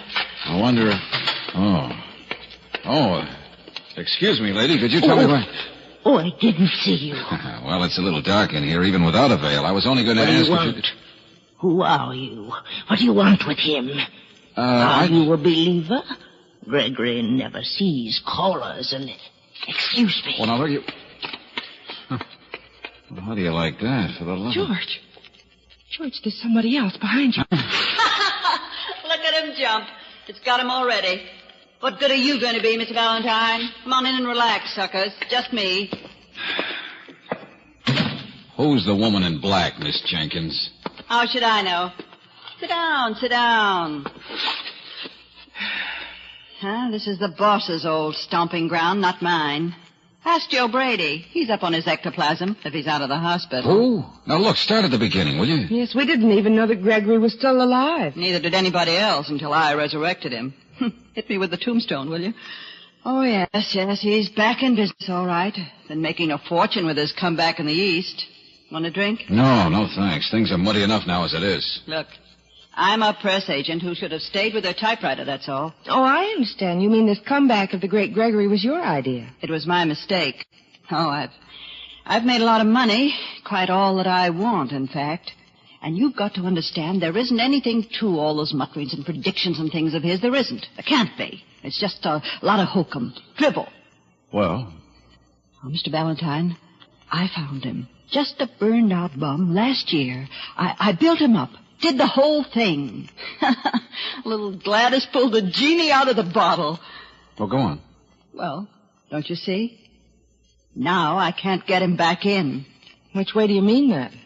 I mean, I don't want to go to prison. Oh, I see. Party to a fraud, huh? Debunking his sentimental old clients of their dead husbands' estates. No. He never does anything like that. Oh, I don't think he does. I just don't know anymore. That's the trouble. I don't even know why we came running out to this city. Oh, come on, lady. Try again. What is it you're afraid of? Him. I don't scare very easy, Mr. Valentine. But he used to take everything lying down. Now he just smiles to himself. Well, that still doesn't explain. He had a cook, and she talked back to him, and he just smiled. He started laughing, and she had a heart attack right then and there. What? I know. You think I'm stupid. Now he's feeling his oats. He's beginning to make plans. He says nobody's going to stop him. Well, I don't know what sort of thing he really used to do in the old days. Maybe he does have some sort of power. Oh, now, well, look, he has lady, disciples that come to him. Like that woman in black out there. You saw her. She sneaked in here to see him 5 times since he's been back. I don't know what he does to people, but they get a funny, fanatic gleam in their eyes. Oh, all right, wise man. Joe Brady's a skeptic, too. He writes bifocal articles exposing psychic frauds. The man in the hospital? Yes, he threatened to make Gregory look silly in a magazine article, to expose him. And the master laughed, I suppose. He said a man should never act like a cat. That night, Joe Brady, out walking across the lawn here, heard this awful screech. And that's all he remembers. When he came to, his face had been clawed. Okay, Gladys. I begin to get the idea. Mr. Valentine, I want to quit my job. But when I speak of it, he says, no, I'll never leave him. Well, what do you expect me to do? Spit in his eye?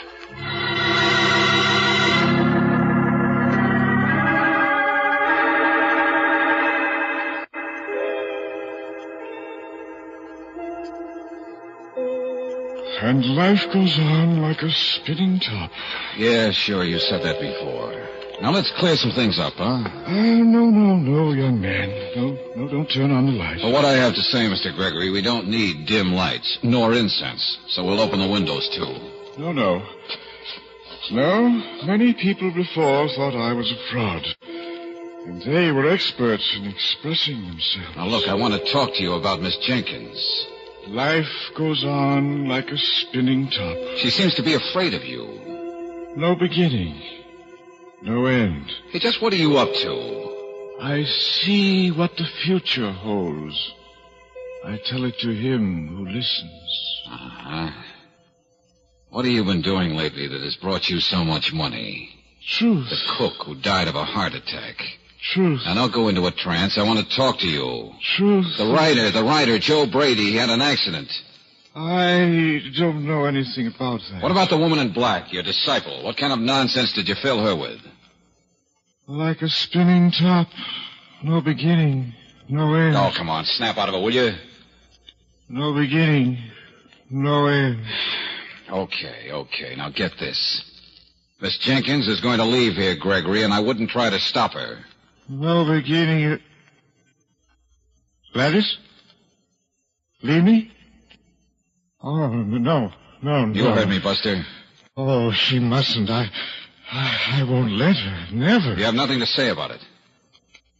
I would not meddle in things that don't concern me. Why not? Sometimes we're stricken down for meddling in things we don't understand. Now, what's that supposed to mean? Truth.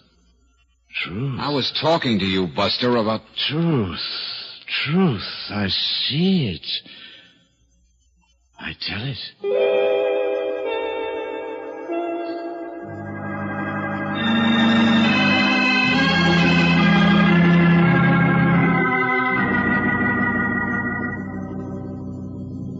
Oh, Gladys, I didn't get very far with him either. Gregory the Vague. Just as I expected. He's made a lot of money in the last few years, George. Couldn't you find out how? No, Brooksy, I couldn't. And frankly, I think a lot of this is just so much malarkey. You're an optimist, my friend. All right, so you're no use. A temple like something out of India. A woman in black. Life is a spinning top. All the trimmings. Enough to make anybody imagine things. But I know that, and I still don't know what to do. Well, now, did I say I wouldn't take your case? All I want is a fresh air viewpoint on this whole thing. Now, Gladys, the woman in black, you say you don't know who she is? No one does. All right. Maybe I'll find out. And there's this Joe Brady to see, and a side trip to police headquarters to find out what they have on our boy. Yeah, I got work to do, ladies. Oh, George, no, you stay here with Gladys. Now, even though I have a hunch there isn't much to worry about, someone just might get hurt.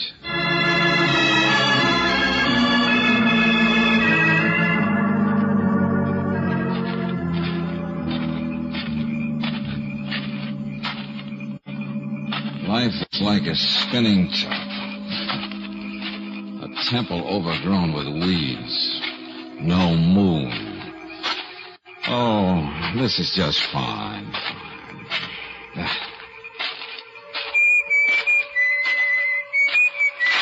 What?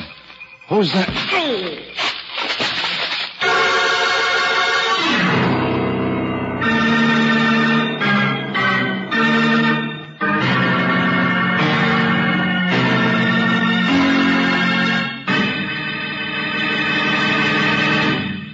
We'll return to tonight's adventure of George Valentine in just a moment.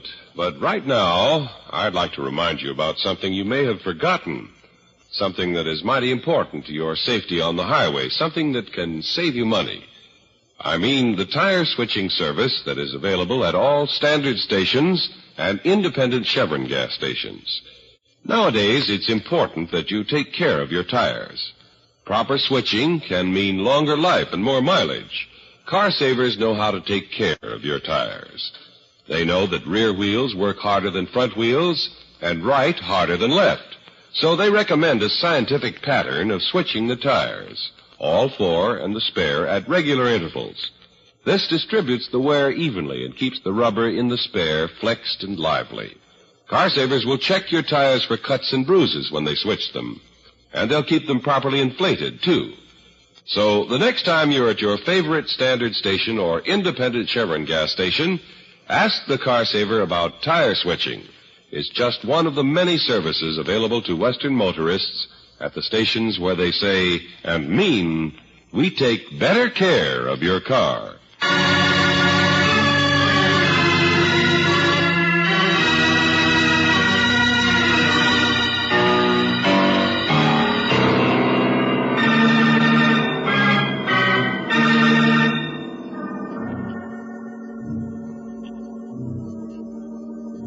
Gregory the Enigma, a fabulous crystal ball man who, after 20 years of oblivion, is back in his weird temple, resurrected by a hard-boiled publicity gal.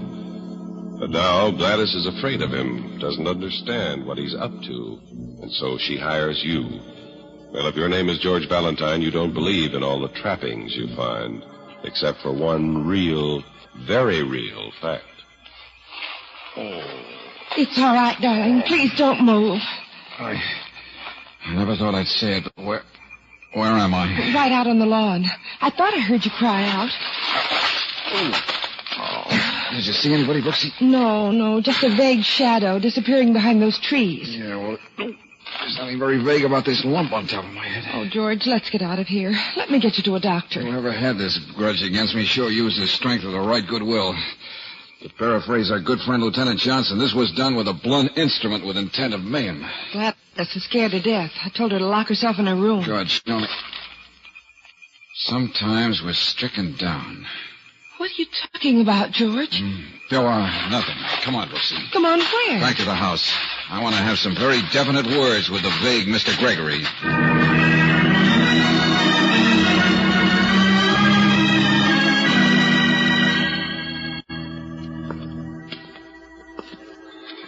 This looks more like a museum than a library, George. Wait, I'll find the light. Hey, the windows. George, look, out there, the lady in black. Huh? Hey, you, wait! She was peering in on us. Yeah. Maybe she was looking for Gregory the elusive, too. She found him. Huh? Yeah, in the chair. Is he? I mean, just sitting there. Wait a minute now. Hey, Gregory. Gregory!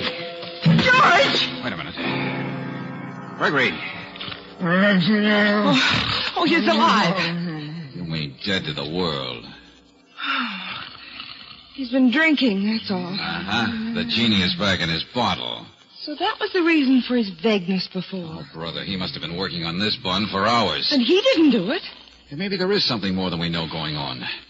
Brooksy, you can tell Gladys, the Pygmalion, that her statue is ossified. Aren't you staying here? No, I'm off again on my rudely interrupted journey. I want to talk to Brady.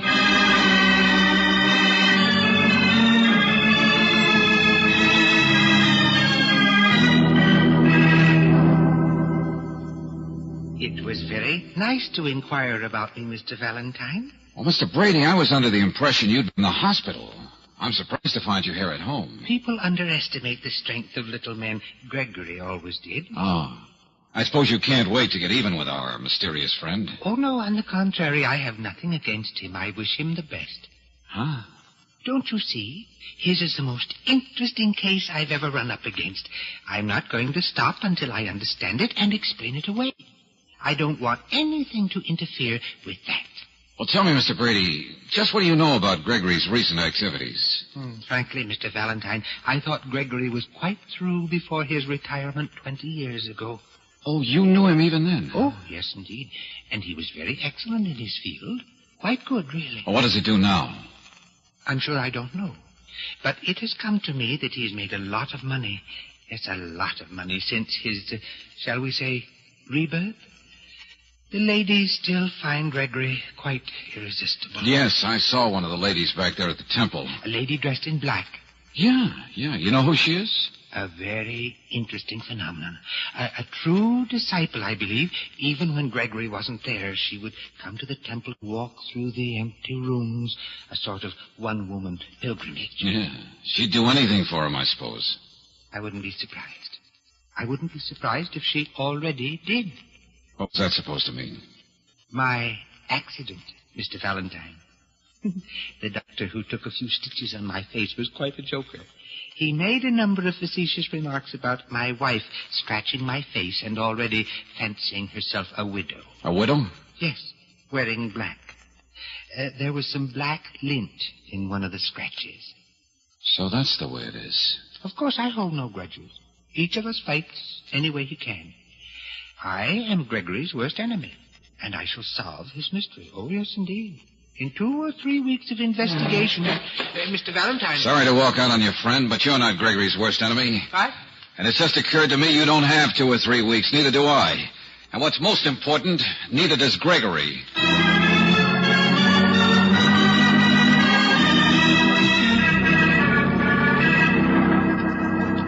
George, where were you? Where have you been? What are you doing out here, Brooks? I phoned you at Brady's from a phone booth. Huh? Why? Gregory, I'm afraid your diagnosis wasn't quite right. I mean about him being out for hours. What? Well, I was upstairs for a minute, and I looked out of the window, and I saw him talking to the lady in black. Where was that? Out on the lawn, where we found you knocked out. Come on. They separated. I wanted to try to talk to the woman, so I called out to her from the balcony, but she pulled a gun on me. Say that again. A gun from her pocketbook. She waved it at me and then ran out across the back lawn. Well, did you see what happened to Gregory? Well, he's somewhere in the house. But Gladys was in the kitchen. She saw her, too. George, aren't you going inside? No, that real estate man, that Cleary, he lives out across the back, doesn't he? Well, yes. I was going to phone from there, but his house was dark, so I ran down to the drugstore. Oh, come on, Angel, step on it. Don't you realize? Maybe Cleary is what this is all about. He's the one who said he was out to get Gregory, if the last thing he ever did. Well, I told you I didn't see any lights in his house. Well, I may be wrong. I hope so. Oh, no. We're too late.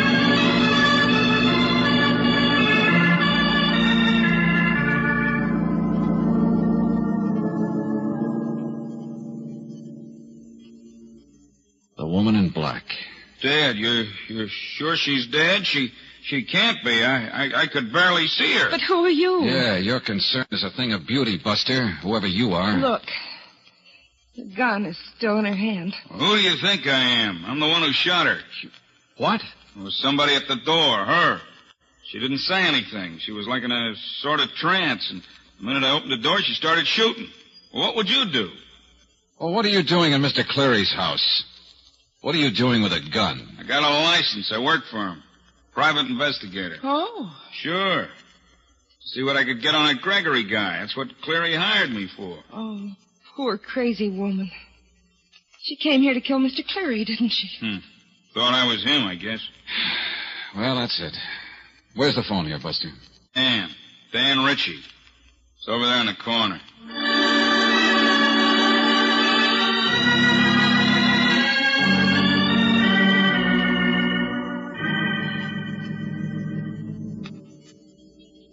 Thanks, Mr. Cleary.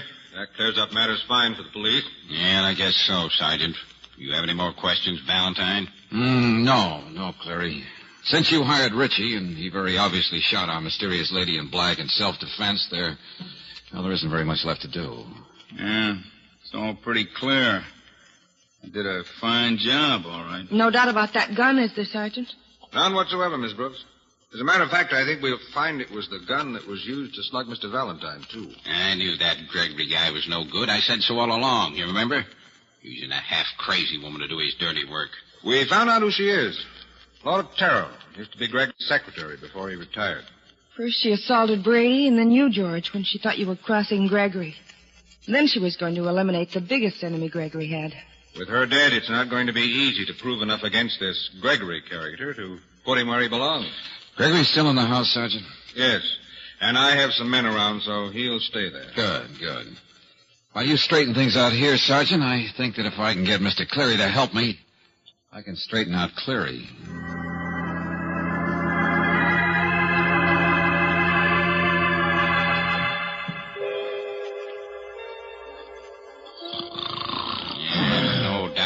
About Gregory being no use to anybody until morning. Sleep of the innocent. He must be insane to do anything like that. He must be. And he'll get away with it. You want to bet? No, Gladys. Because he should get away with it. What? George. It's supposed to be a joke, Valentine? A very grim joke. Everything that happened here tonight would work just as well if someone wanted to get rid of the little lady in black instead of you. Maybe because she knew too much. Why, what could she know, George? Well, surely she couldn't know anything so important that she'd be killed for it. All right. Let's take a look at a couple of things that don't seem to jibe. Mr. Cleary, Gregory knew that you wouldn't be home tonight. You told us yourself that you warned him you were going to your attorney's house. Yes, that's right. I remember. Well, would Gregory then send his disciple to kill you tonight when he knew you weren't home? Hey, he wouldn't at that, would he? All right. Suppose then that the lady in black was sent to your house by someone who didn't know that. Suppose that was the one fatal mistake you made in an airtight case, Miss Jenkins. Oh, you're crazy. Am I? I'm pretty tall for a boy my age, and I was hit on the top of my head. So it was not by a woman, but by a man. A man? Yeah, a tall man. Not you, Clary, because you were at your lawyer's. And not Gregory, who was out on his feet. No, a tall, husky man like Ritchie. But what could Ritchie Yeah, Miss Jenkins' partner. Who made sure you hired him, Clary. He came to you and sold himself on the job, I'll bet, didn't he? Well, yeah. It's a lie. I don't know But it. if he was the one who sapped me, how did the gun get into Miss Terrell's hand? Only one way. Ritchie put it there, after firing a shot or two from it. And you, Gladys, played the part of the woman in black, not only when Brady got scratched, but tonight to make sure Miss Brooks saw you carrying the gun and headed for Cleary's. That's right. Gladys wasn't with me at the time. She could have done It's a lie. You'll never prove it. Sure of that? The only reason I can see for killing Gregory's former secretary is that she knew he wasn't in any shape to do anything, let alone anything crooked. That if he made money on this last year's comeback of his, Gladys, it was because you're a fraud. No, stop it. He only did what you told him to do, said what you told him to say, as long as you kept the genie in his bottle together. Yeah, there's your Gregory the Great. Look at him. Miss Terrell was going to expose you, Gladys, and you had her killed, presumably in self-defense. Probably held a prisoner over there by Richie until the act was all set up, with me as witness number one. Well, the police will find all that money you made out of Gregory somewhere, Gladys. Trace it to you, and then... I'll kill you. I'll scratch your eyes out. No, sister. You'll just come quietly and see the sergeant.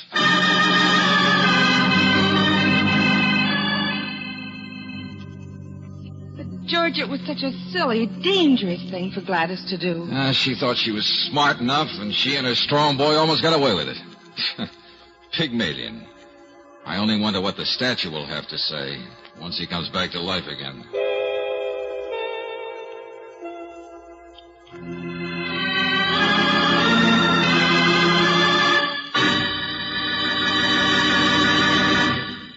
Several leading automobile manufacturers now recommend a heavy-duty motor oil to give top protection and lubrication for today's engines. New RPM motor oil is the answer. It not only exceeds the requirements of those manufacturers, but compared with premium-type motor oils, new RPM doubles engine life between major overhauls due to lubrication. For better protection for your engine, get new RPM motor oil at independent Chevron gas stations or standard stations where they say and mean we take better care of your car.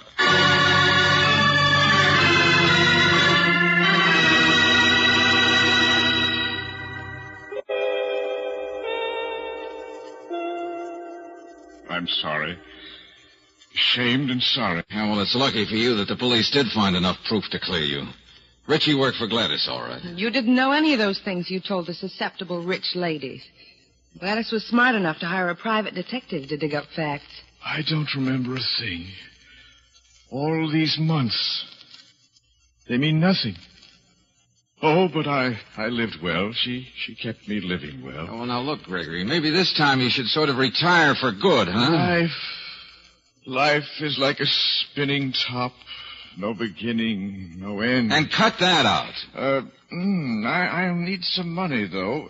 I have an idea. Huh? I can still use my occult powers to sell a story to Mr. Brady. How could I never tell the future? By Gregory, the fraud. Oh, brother, that does it. Let's get out of here, Angel.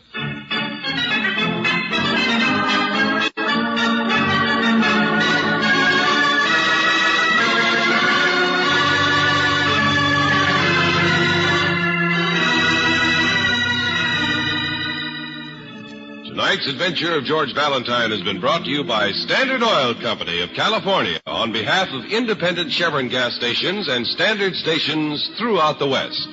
Robert Bailey is starred as George with Virginia Gregg as Brooksy. Let George Do It was written by David Victor and Jackson Gillis and directed by Kenneth Webb. Lee Patrick was heard as Gladys, Theodore Van Eltz as Gregory, Forrest Lewis as Cleary, Ted Osborne as Brady, and Herb Vigran as Richie. The music is composed and presented by Eddie Dunstetter. Your announcer, John Heaston. Listen again next week, same time, same station, to Let George Do It.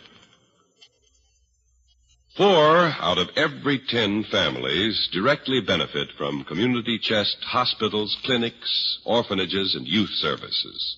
It's your community chest. Support it. Pledge a minute, only 1 minute out of every working day for a full year.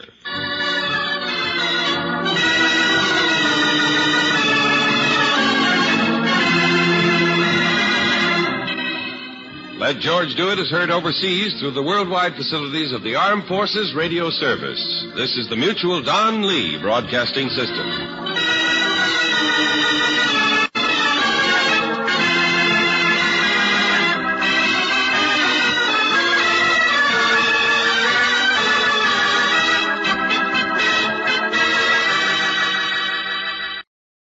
Welcome back. Once again, they misdirect us and take us in an entirely different direction when we get to the end. But overall, a well-told story. Don't have any additional comments on it. We do have one listener comment, pretty simple from Deanna, who says, great show, keep up the good work, over on Podcast Alley. Well, thanks so much for your support, Deanna, and Thanks so much to everybody for listening. We'll be back tomorrow with Sherlock Holmes, and then join us back here on Wednesday for Let George Do It. In the meanwhile, send your comments to Box 13 at greatdetectives.net. Follow us on Twitter at Radio Detectives, and give us a call, 208-991-4783. Be sure and let us know what you think about potential of adding a sixth show. Appreciate your feedback. Box 13 at greatdetectives.net.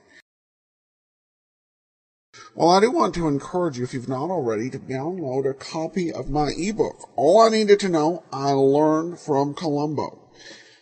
We take a look at 7 great detectives from literature, radio, and television, and we see what lessons can be drawn from life lessons can be drawn from their career. There are 12 life lessons for the 7 detectives, which include Sherlock Holmes, Monk, and include things such as time management lessons from Nero Wolfe, and information management from Sherlock Holmes.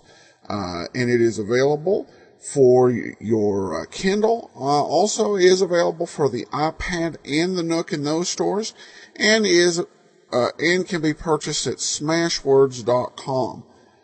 All right. Well, it's interesting to note that we just coincidentally had 2 Halloween episodes follow one another here, because Let George Do It was from October 29th, and this episode is from October 31st of 1948, so a little bit more of a spooky story. Here now is The Uddington Witch. This is WOR, New York. 7 o'clock by Longines, the world's most honored watch. Product of the Longines Whitnor Watch Company.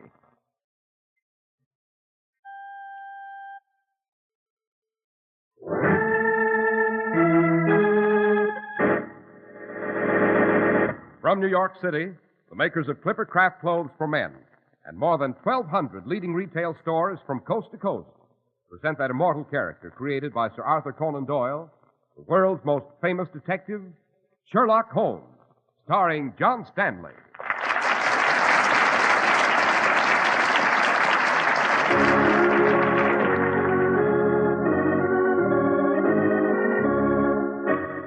This week's story, The Adventure of the Uddington Witch. Holmes! Yes, Watson? You say you saw a shadow down into this forest after the murder? I did, Watson, and it was an extraordinary shadow indeed. What do you mean?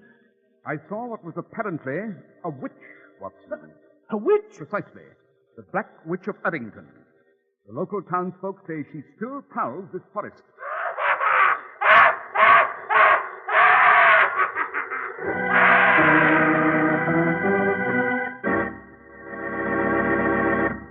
Well, good evening, Dr. Watson. Good evening, Mr. Harris.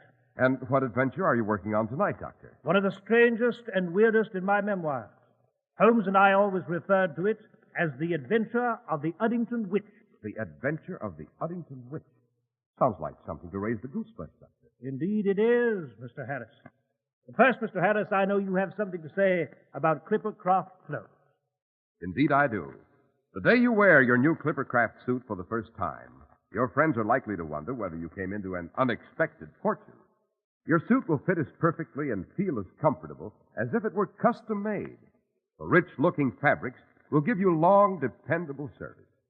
If your admiring friends wonder about your Clippercraft suit costing only $40 or $45, suggest that they drop into the independent store in your community that sells Clippercraft. This store is one of more than 1,200 of America's finest stores from coast to coast that combine their enormous purchasing power to keep your dollar from losing weight. That's why Clippercraft can offer you beautifully tailored worsted suits at an unbelievably low $45. Right now, your Clippercraft store can show you one in your favorite style and color. See his selection of top coats and overcoats, too, and see for yourself how true it is that Clippercraft values can't be beat. Compare Clippercraft with clothes selling for many dollars more.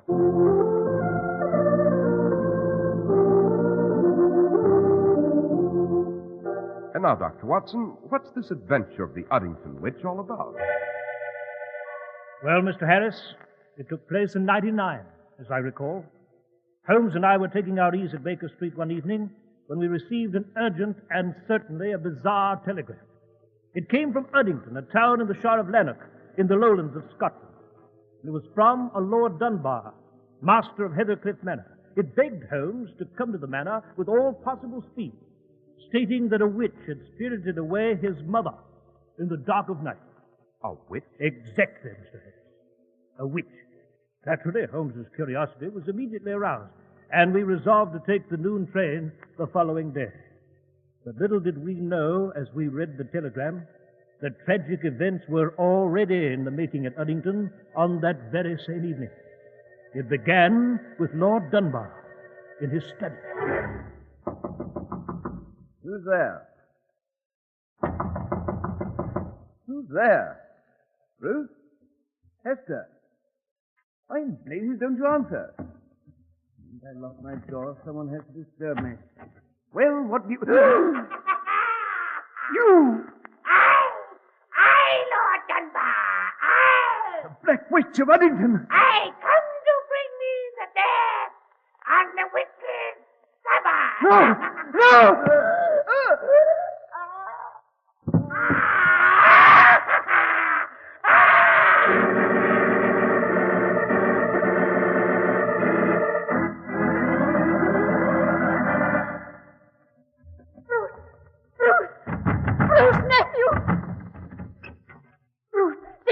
That scream? Yes, I was in bed when it came. Positively ghastly, too. Seemed to come from Uncle Andrew's study. Oh, yes, Bruce. Please hurry. Something's wrong. Terribly wrong. Come on, Aunt Hester. Let's have a look. Here's the study. Uncle Andrew! Uncle Andrew! Oh, Bruce, there's no answer. Then we better look in. The door's open. Right. Good God. The witch's revenge. Andrew! Andrew! Oh!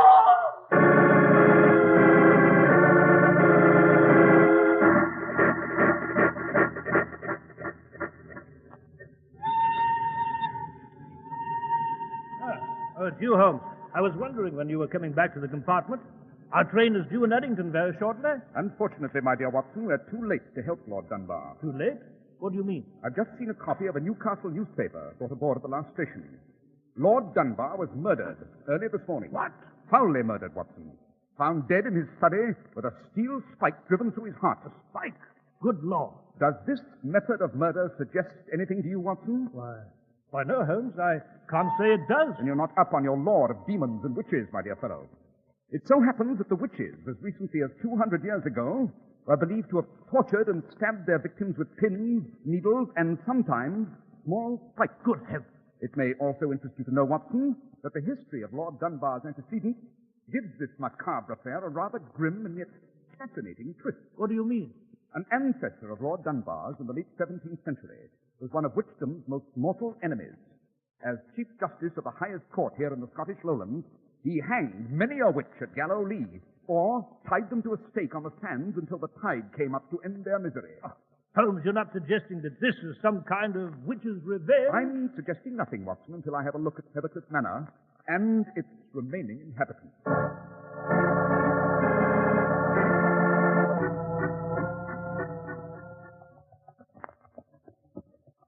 Hey, driver.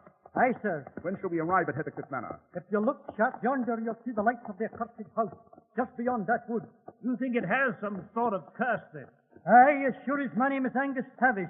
It's surely haunted by the Black Ones. You see that wood now? Yes. What about it, Tavish? 'Twas there that the Chief Justice, Lord William Dunbar, burned the famous witch, Isabella Whitburn. They say she stole a treasure chest of his and hid it somewhere in the woods. She was his cook, you see, and dealt in the black magic. It was there, among those trees, the witches meet for the Sabbath on Rumour's Day. Aye, but you'll never catch Angus Tavish taking the wood road, where the Black Witch of Uddington roams. I'm driving you the long way, around the moor. I can't say I blame him, Holmes. It's deuced dark in among those trees, I must say. Good Lord, what's that? It's a witch, the cursed witch. She's screaming and carrying on again. Tavish, quick, drive us through the wood road. No, sir. There's a fiver in it for you if you do. I wouldn't take that road even if you gave me the treasure chest the Black Witch stole and buried there. Come on, Watson. Let's get out of this carriage. Holmes, what on earth are you going to do? Quick, Watson, follow me. Run, man, run. As luck's with us, perhaps we can beard this witch in her den.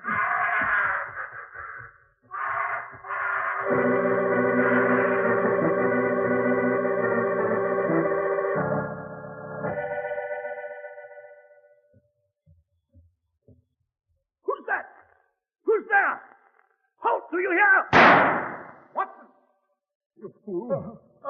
Oh, it's you, Holmes. Yes, and you almost winged me with that revolver of Oh, yours. my dear fellow, you know, dash it all, I'm sorry. The truth is, I'm in a terrible sweat. I've been running through this foul wood, expecting every shadow under every tree to leap to the attack. Heard any more of that screaming and cackling, Watson? Oh, that confounded witch must have retired for the night, Holmes. Strange. Very strange. He's covered every foot of this wood. It's only a few hundred feet in every direction, yet no sign of our cackling friend. I might say, Holmes, I'd be just as happy if I never see her. Even the Black Witch of Uddington, with all her magical powers, couldn't vanish into thin air so fast. And that maniacal cackling seemed to come from this grove of oak trees here. I'd say it came from Hades, Holmes. The deuce, it sounds as though she were being tortured and burned at some stake. Yes, a terrifying effect, Watson, and well calculated to keep the curious away. Come, Watson. Where to now, Holmes? Suppose we go to the house and meet its occupants.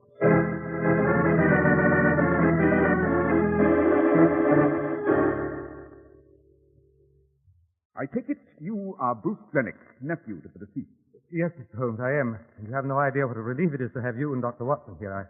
I knew my uncle had written you, and... Quite. I might add, we arrived in a most unorthodox manner. There's a small wood in the rear of the house. Yes, I heard the most terrifying cackling and screaming there, Mr. Glennick. Couldn't find a trace of the dashed witch. I know. Frankly, gentlemen, I admire you for your courage. I count myself as brave as any man and not addicted to superstition. But I, for one, never had the nerve to enter that wood at night. I can't say I blame you much. Now then, Mr. Glennick, a question or two. Yes, Mr. Holmes? Have the official police been here? Yes, this morning. But the local constable found nothing. Conducted only a hurried investigation. I am afraid he is as much frightened by the legend as anyone else. Perhaps, but at the moment I'm not interested in legends, but in facts. This chain of tragedy, I understand, began with the disappearance of your great aunt. Yes, Lord Dunbar's mother. She disappeared from her room a few nights ago, and we've heard nothing of her since. You think, then, that she was taken by this Black Witch of Uddington? I don't know, Mr. Holmes. She might have just wandered off. My great aunt Emily, well, she was, shall we say, somewhat eccentric. In what way, Mr. Glennick? Oh, she kept muttering to herself, living the past. Definitely unbalanced, Dr. Watson, but as far as I know, completely harmless. I see. Now then, are there any servants here at the manor? Only two. The rest have been frightened off. Who are these two? Cook and the gardener. And Lady Dunbar, where's she? I should like to talk to her. Oh, I'm sorry, Mr. Holmes, but I should not advise it now. Lady Dunbar is in her room, indisposed. The shock. Well, you understand. Quite. And now, Mr. Glennick, we should like to examine the body of your late uncle, Lord Dunbar.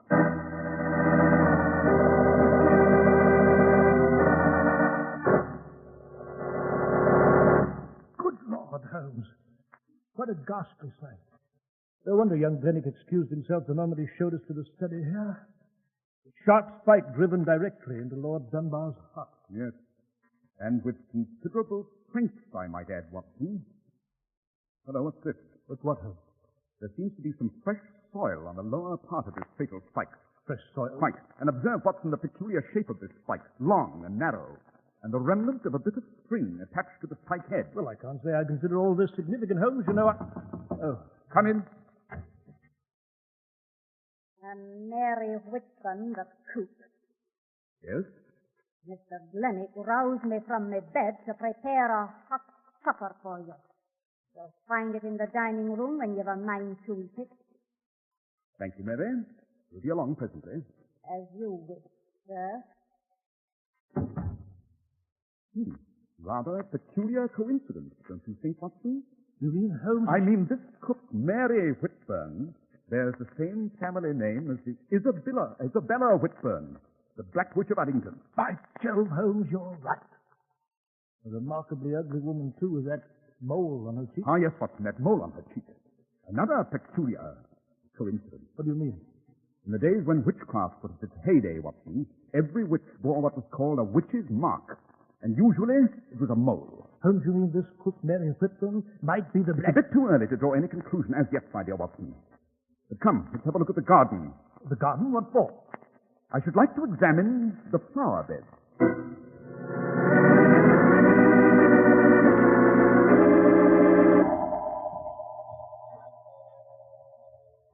Aha, look here, Watson. Holmes, what are you... Just as I surmised. Note these spikes connected by string.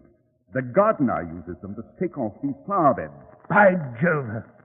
The spike used to kill Lord Dunbar is very similar to this. And it had fresh soil on it. Precisely, my dear Watson. The murder spike was undoubtedly taken from the garden. Perhaps we should have a talk with the gardener here at our earliest opportunity. Holmes, good Lord, what... A scream, Watson, and it came from the house this time. It sounded like a creature in torment. Holmes, look on the second floor of the house. The light's just gone out in that corner room there. Quick, Watson, follow me to the house. I'm afraid the Black Witch of Uddington has struck again.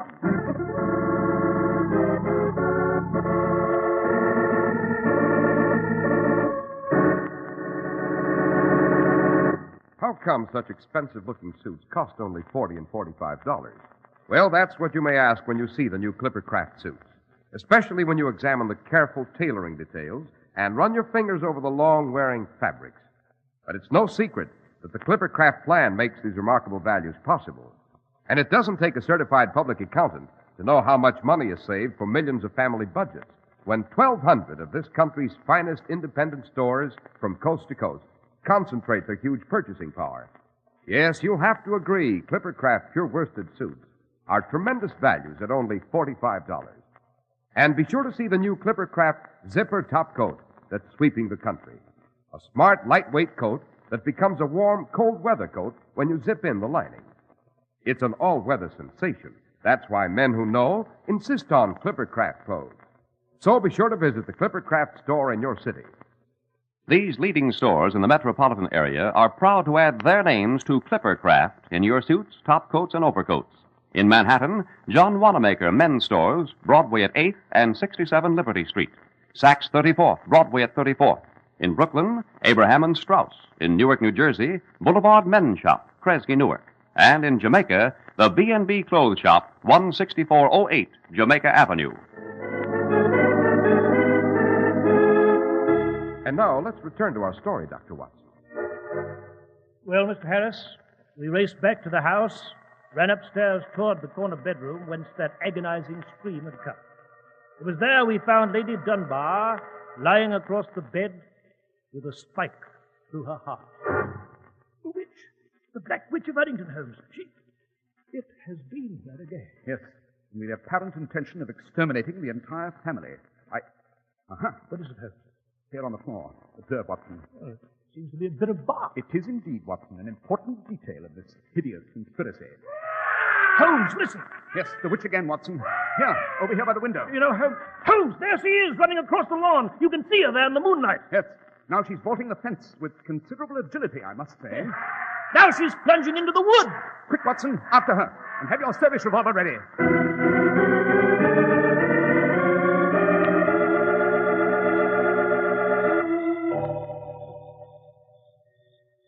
By Jove, I don't understand this. Watson, you don't understand what? Why, we've followed that infernal creature into this grove of trees. We've scoured every foot of it. And yet she's vanished again. Yes. Holmes, you're not even listening to me. What the deuce are you staring at? That large oak tree, Watson. A magnificent specimen, is it not? Note the huge trunk split toward its base. Obviously a dead tree struck by lightning many years ago. Oh, dash it, Holmes. I'm not interested in botany at this moment. My feet are soaked from the night dew on this blasted underbrush here. And furthermore, we've got some sort of black witch to contend with. Exactly, Watson. Suppose we drop in at the gardener's cottage on our way back to the manor. I trust you observed it was situated on the very edge of this wood.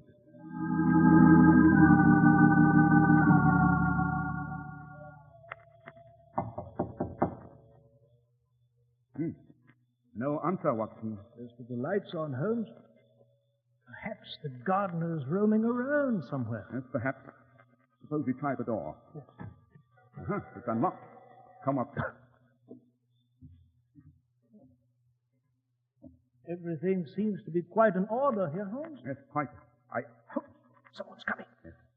And I fear we're in the rather embarrassing position of being intruders, Watson.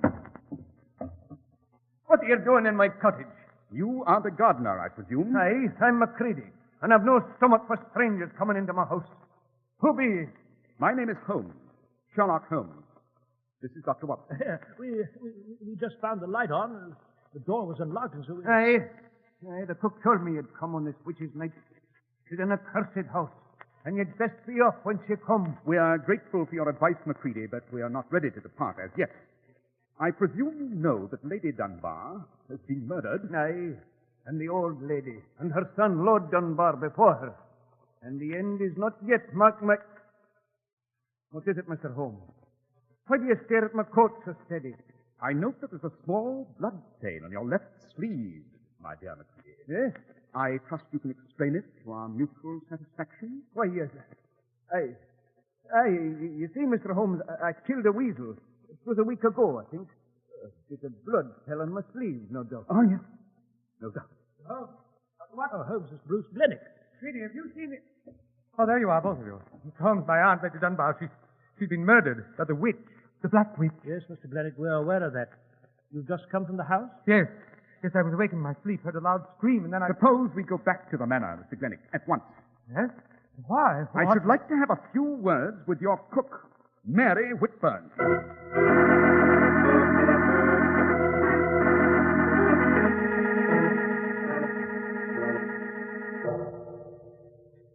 Young Blennick told us the cook's room was down this corridor, Holmes. Yes, Watson.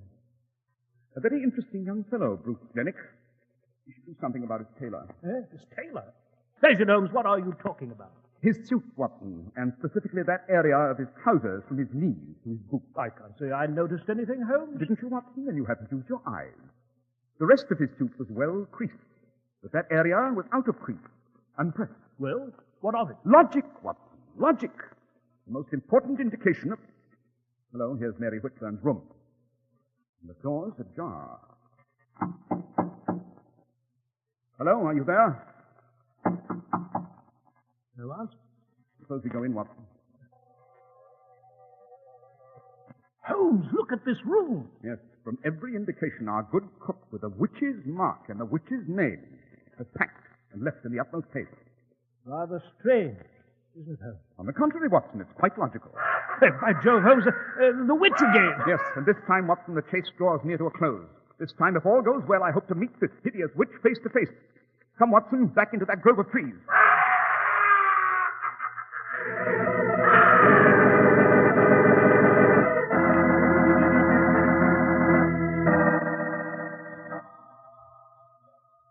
Holmes, that infernal cackling has stopped. It has indeed. But the moon has emerged, and we shall be able to see. Huh. Here we are. Here's that giant oak tree again, Watson, the one killed by lightning. What about it? The lightning split it at the trunk. Note this aperture here. I still don't see why you're so interested in this confounded oak tree. Patience, Watson, patience. I'm willing to wager this tree trunk is hollow. If you'll put your hand through the aperture and tell me... Oh, very well, Holmes, I'll do that. You know, but all this is rather silly. Holmes. What is it, Watson? I felt something. Well? Speak up, man. What? It's something cold. Soft. Like a human body? Yes. One side, Watson. Let me look into that trunk. Uh-huh. There is a body stuffed into this tree trunk, Watson. Good Lord. The body of a woman, an old woman, and undoubtedly the elder Lady Dunbar, Lord Dunbar's mother, and first victim of the Black Witch of Uddington. You know, Holmes, this is diabolical. Devilish. Yes, Watson, we're dealing with a highly distorted and cruelly twisted mentality here. Watson. Yes, Holmes? Note the way the roots of this tree are curled upwards and the earth upturned. Yes, but... I'm willing to wager that when the lightning struck this oak, it created a natural cavity under the base of the tree. Holmes, what are you driving at? The final answer to this weird adventure. Come, Watson, we'll go back to the gardener's cottage and get an axe. And in a very short time, this great oak should reveal its secret.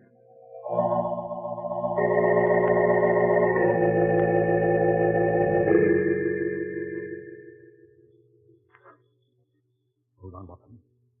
We'll stop here where we can observe that oak tree. Yes, but Holmes, you said we were going after an axe. A subterfuge, my dear Watson, to deceive our quarry. We'll wait until that tree reveals the secret of the man who's been posing as the Black Witch of Uddington. The man, Holmes? You mean the Black Witch is a he? Precisely, Watson. And to be even more explicit, I'm able to name the hideous murderer. Holmes, who is it? Quiet, Watson. Look at the aperture in that tree. By Jove, Holmes. It's a hand. Someone's crawling out from within the tree. Have you a revolver ready, Watson? Yes, I do. There he comes out of that tree. Holmes, it's Bruce Glennick. Halt, Glennick! Stop in your tracks!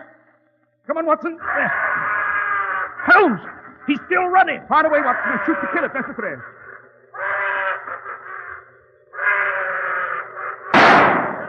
Good shot, Watson. You winged him in the leg.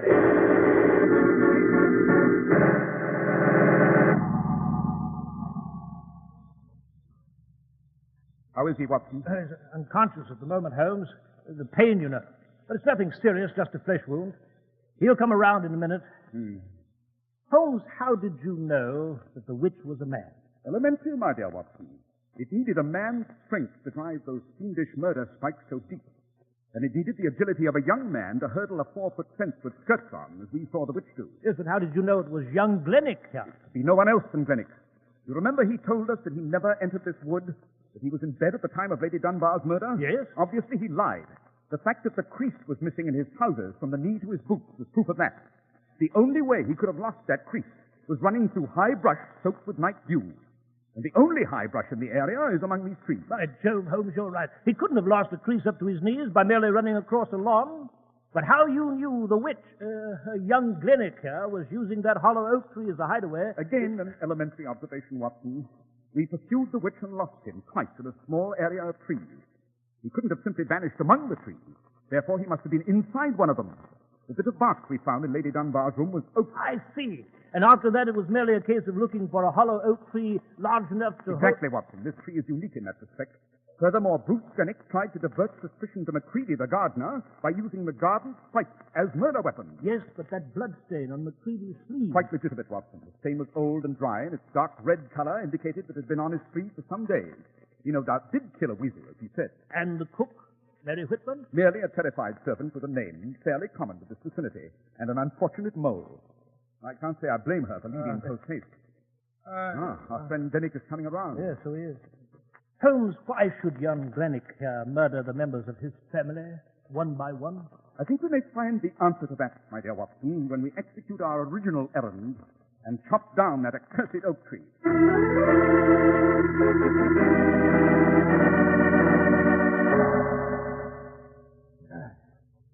Almost to it, Macready. Hey, Mr. Holmes.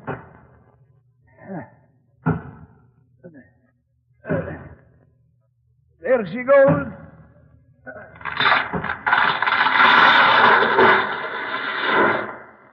Watson, have a look down that deep hole at the base. Good Lord, Holmes, there's a great natural cavity there. It's the hiding place of Bruce Glennick. There's the witch's costume that he used. Exactly. Glennick had merely to enter the hollow tree trunk and slide down to the natural cavern formed by the upturned roof below. Holmes, look! There's an old chest down there with a cover raised. And it's filled with money, jewels. Yes, Watson, the chest of the original Black Witch, Isabella Whitburn, stole from her master, the Chief Justice, Lord William Dunbar. And then she hid it here in this tree, back in the 17th century. Precisely. She died with her secret, and Bruce Glennick discovered it. And there you have the motive for his fiendish deed, Watson. He intended to murder his family one by one so that he would finally remain sole heir of Haversham Manor. And then he could claim the treasure for himself. Exactly. But there's a grim and appropriate end to this witch's tale, Watson. Bruce Glennick is exposed, but he'll still suffer a witch's fate on the end of a good, stout Scottish rope.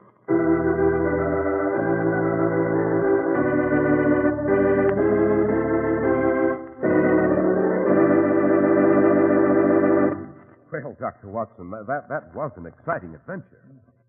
Seems to me I'll be hearing screams and cackling in my sleep for the rest of my days. Yes, Mr. Harris. Even now, I occasionally see that shadowy figure racing across the lawn toward that dark wood.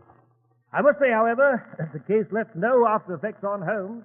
He had the ready faculty of forgetting one adventure and plunging immediately into another. And what is next week's story, Dr. Watson? It's called The Logic of Murder. and it concerns an expert on evasions of the law and a grotesque new theory developed by a gentleman who had performed 6,000 autopsies. So, Dr. Watson, we'll be waiting eagerly to hear your adventure with Mr. Holmes about the logic of murder.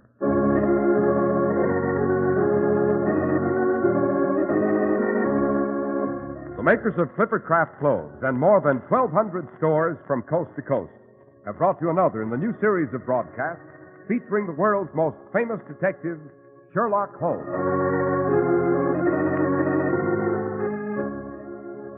Our stories are based upon the character Sherlock Holmes, created by Sir Arthur Conan Doyle, and the program is produced and directed by Basil Loughrane. Sherlock Holmes is played by John Stanley, Dr. Watson by George Selden. This week's story was written by Max Ehrlich, with special music by Albert Berman.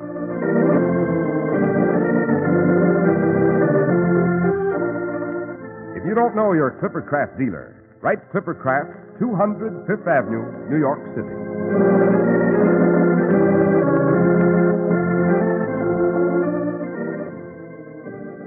Be sure to listen next week to Sherlock Holmes in The Logic of Murder.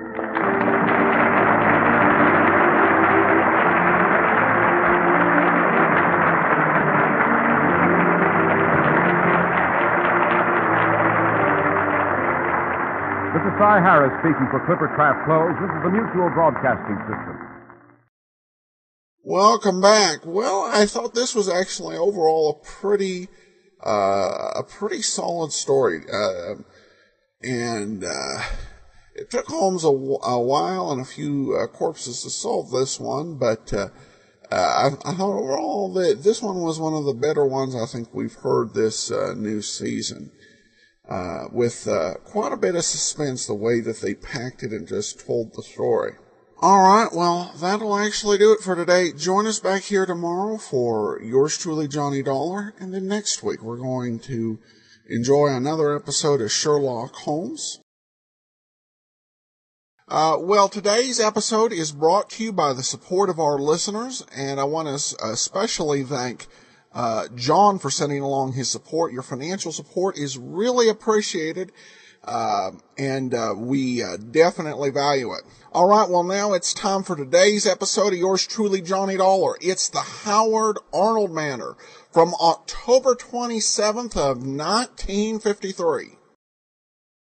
Wrigley's Spearmint Chewing Gum, the refreshing, delicious treat that gives you chewing enjoyment, presents for your listening enjoyment John Lund as Johnny Dollar. Hanley Conrad, Johnny. Oh, hello, Mr. Conrad. You employed? No, I'm not. All right. Ever heard of a man named Howard Arnold? Big attorney? Represents some of the biggest. Oh, yeah, that one. I've been reading about him. Attorney for George Castro. That's right. Represents the whole rotten syndicate. Yeah. We insure him for $500,000. We wouldn't want anything to happen to him. With that outfit behind him, nothing could.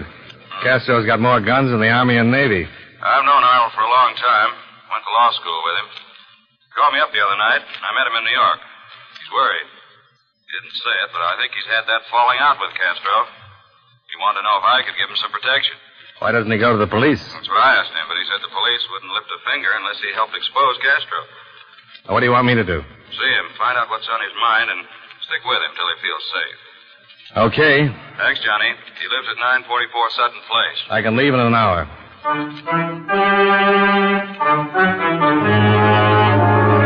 The makers of Wrigley's Spearmint Chewing Gum bring you John Lund and another adventure of the man with the action-packed expense account, America's fabulous freelance insurance investigator. Yours truly, Johnny Dollar.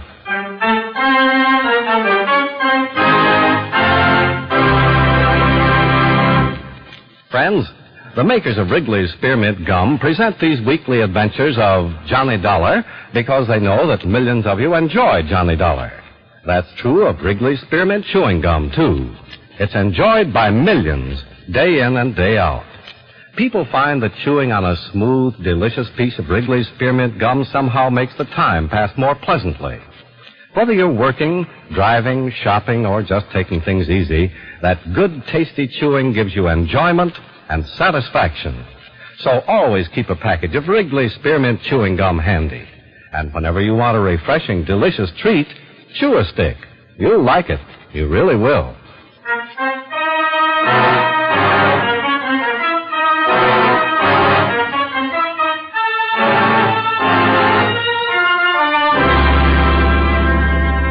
Expense account submitted by Special Investigator Johnny Dollar to Home Office, World Insurance and Indemnity Company, Hartford, Connecticut. The following is an accounting of expenditures during my investigation of the Howard Arnold matter. Expense account item 1, $23.55, train fare and incidentals between Hartford and New York City. Expense account item 2, $1.75, cab fare to the hotel, where I registered, went up to my room, and put in a call to the illustrious barrister, Mr. Howard Arnold. Hello? Is Mr. Arnold home? No, he isn't. Who's calling? Johnny Dollar. Oh, yes, Mr. Dollar. Mr. Arnold's not home. May I take a message? Just tell him I'm staying at the Ellsworth Hotel.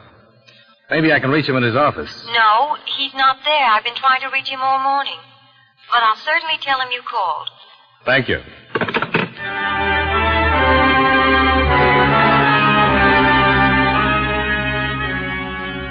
I unpacked my clothes, had some lunch, and waited around the hotel for the rest of the afternoon.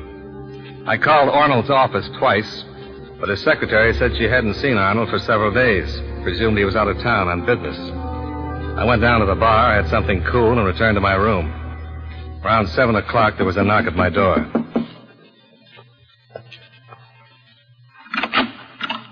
Mr. Dollar? That's right. Howard Arnold. Oh, come in. My wife told me you'd called. Yes, and I checked with your office several times. I haven't been to my office. I haven't been home, even. Sit down. Thanks. You got a light? Thanks. How much do you know about me, Mr. Dollar? Only what I've read in the paper and what Hanley Conrad told me over the phone. Yeah, I went to law school with Henry. That's what he said. You know about George Castro? Just what I've read. He'd like to kill me. Why? Because I know too much and he's afraid I'll tell someone. I thought you were in pretty solid with Castro. Yeah, solid as anyone gets with him. Our relationship's been getting thinner and thinner for the last year. I finally stretched too tight and snapped. I called Hanley right after it happened. I knew Castro's next step would be to try to liquidate me. Well, I'm here to see that he doesn't. Yeah, Hanley mentioned you, said you were capable. But just to be with me in order to keep Castro's boys away isn't very practical. Well, I didn't think so either. If Castro wants you, it'd take a lot more than me to stop it. But if you think so, too, why didn't... I really want you to keep something for me. It's better insurance than 20 efficient bodyguards. I'd have given it to Hanley the other night, but I didn't have it then. That's why I asked him for someone like you, someone who's capable of holding on to something as hot as this is. Just what is it? There's enough in this envelope to send Castro and the rest of the outfit away for 100 years. Couldn't you just leave me a bundle of dynamite? As long as I have this evidence and Castro knows that if anything happened to me it'd get to the police, I'm safe. Castro knows you've got it? He sure does. I told him by phone a half hour ago. And all you want me to do is hang on to it? That's right. For how long? Until I make some arrangements. I'll let you know. Then what do you want me to do with it? You'll give it back to me. Wherever I am, you'll get it to me. Okay. All right, there you are. Now, if you don't mind, I'll use your phone. My wife's probably worried.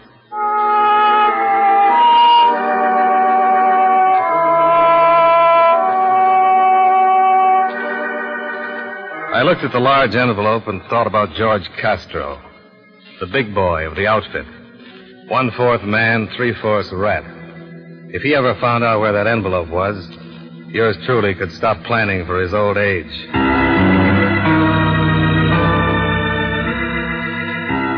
I had dinner, sat in the bar listening to a thin blue piano player for about an hour, then went back up to my room, where I'd hidden the envelope in the dresser, taped to the bottom of the second drawer. Shut the door. What? Shut it. What goes on? Must be a good little boy. I'll get over there and sit down. Okay. Hey, I know you. Good. You're Marty Fleet, one of Castro's happy little trigger men. Hooray for you. Sit down. Now let's have it. Have what? Don't play games, huh? A little while ago, you had a visitor. I did? Yeah, and he left something with you. Let's have it. Have what? You're going to make me go to all the trouble of tearing this joint apart. Not if it's going to make you grouchy. If I spend a lot of time looking for it, what are you going to be doing? You want me to help you? No, I do better by myself. You going to tell me where it is? If I knew what you were talking about, I'd be... Okay, so I waste my time and tear the joint apart. Shall I, turn my back? No, you just take a nap.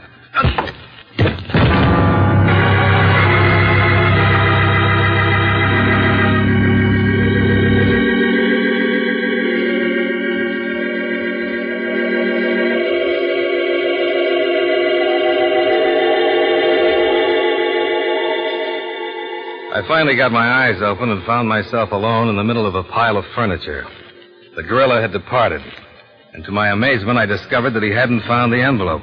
I called Howard Arnold. Hello? Is Mr. Arnold there? Who's calling? Johnny Dollar. Just a moment. For you, dear, Mr. Dollar. Hello, Dollar? Well, I think so, but I wouldn't swear to it until I find my head. What's wrong? One of Castro's boys paid me a visit. Did he know I'd been there? Obviously, he wanted the envelope. You didn't give it to him. He was persistent in a physical sort of way, but I still have the ugly little thing. That's bad. You're darn right it is. He'll tell Castro he couldn't find it. Castro even thinks you've got it. Well, let's relieve his mind. You take it back. Well, certainly it's no good you're keeping it if Castro suspects you still might have it. Look, you meet me. Where? Well, certainly not in my house. Castro's probably heavily watched. Won't do anything until he knows he can get his hands on that envelope. Well, any place you say, but if you think you're being watched... I'll be careful to lose anyone who might be following. I know a spot. It's about 2 miles off the main highway to Connecticut. Well, why all the way out there? Can't we just meet in a gas station or something? No. When you turn over that envelope, I want to be in the safest place possible. But that's a long way. It just doesn't make... Please, Mr. Dollar, this is the way I'd like it. I know what I'm doing. It's deserted, away from everything, and the last place Castro would think of. Okay, if that's the way you want it.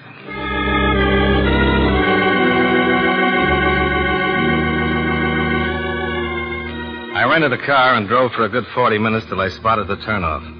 I swung right, hit a stretch of dirt road, drove 2 miles, and then my light picked up Arnold's car. I pulled up in front of him. Took your time. I've been waiting 20 minutes. I had to come a little farther than you did. I was have the envelope. This place gives me the creeps. Yeah, sure. Here. Both of you hold it right there. What? Oh, no. Don't move a muscle. Dollar, do something. Who's got muscles? Hello, Fleet. Aren't you a long way from home? How's your head? Fleet. Wait a minute. Oh, shut up. Hey, Castro's been worried about that envelope. Had it all the time, huh, Dollar? Cross my heart and hope to... No, I take that back. Can't we make a deal? No, not now. Please, Fleet, I'll give you 5,000. No. 10. Sorry. 15. You got 15,000? No, but he has. Yeah, 15. I'll make it 15. Can't see it. Then what do you want? First, I want to make Mr. Dollar sorry for lying the way he did. Look. Turn around. Now, wait a minute. I said turn around. Go on. The law knows about your Fleet. If they find me dead, it won't... You gonna turn around? Okay. Now what? I said I was gonna make you sorry for lying.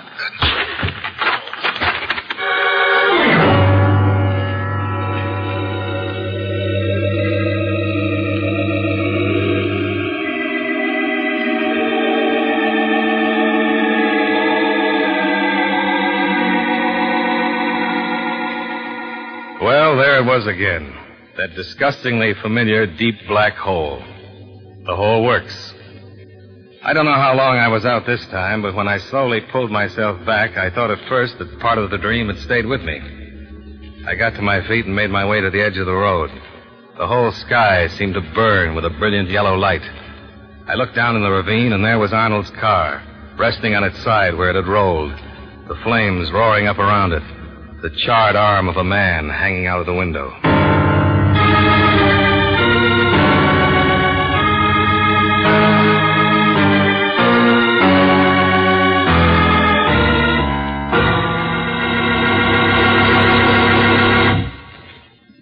Friends, This coming Friday or Saturday evening, you'll probably have a lot of youngsters ringing your doorbell and calling out tricks or treats.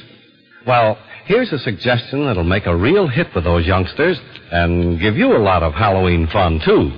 Make your treat Wrigley's Spearmint Chewing Gum. Kids love chewing gum, and they really appreciate it when you give them sticks or packages of Wrigley's Spearmint. It's a wholesome, healthful treat, too. And it's inexpensive. You can treat a whole army of little goblins and spooks without running up a big cost or going to a lot of trouble. So, when you go to the store, get some packages or a box of Wrigley's Spearmint Chewing Gum. You'll agree it's a perfect treat for Halloween.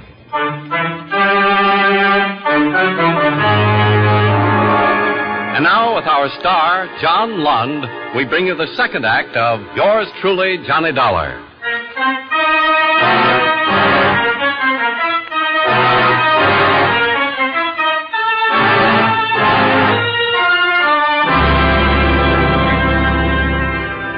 I made it back to the road and flagged a car that drove me to a phone. I called the police and the fire department. 40 minutes later, the fire department arrived, and the wagon hauled what was left of Arnold down to the morgue. I explained what had happened to a Lieutenant David of homicide, and we drove back to the station where I made a statement. I'm having Castro picked up now. Got a call out on Monty Fleet, too. I still can't figure how Fleet got out on that road, Lieutenant. He followed Arnold. No, he couldn't have. Fleet worked me over and took my room apart, and when I woke up, he was gone. All in all, I was out for about 10 minutes. Yeah? Arnold lives a good 30 minutes from my hotel. When I arrived, Arnold said he'd been waiting 20 minutes. Uh-huh. It would be impossible for Fleet to tail Arnold, then. Unless he had wings. Ever think he might have waited around, tailed you? No, he was already there when I arrived. Maybe somebody could have told him. Well, who? How do I know? Maybe Arnold told his wife, and she said something. She's down in the morgue now, making an identification on the body. Yeah? We've got George Castro downstairs. Well, hold him. You got Castro downstairs. Yeah, I heard. I want to talk to him. Lieutenant? Yeah. Arnold's outside. She identify him? Yeah. Said the body was Arnold, all right. Pretty hard to tell, but the ring and the watch clinched it. Feeling pretty bad. I'll bring her in. Yes, sir.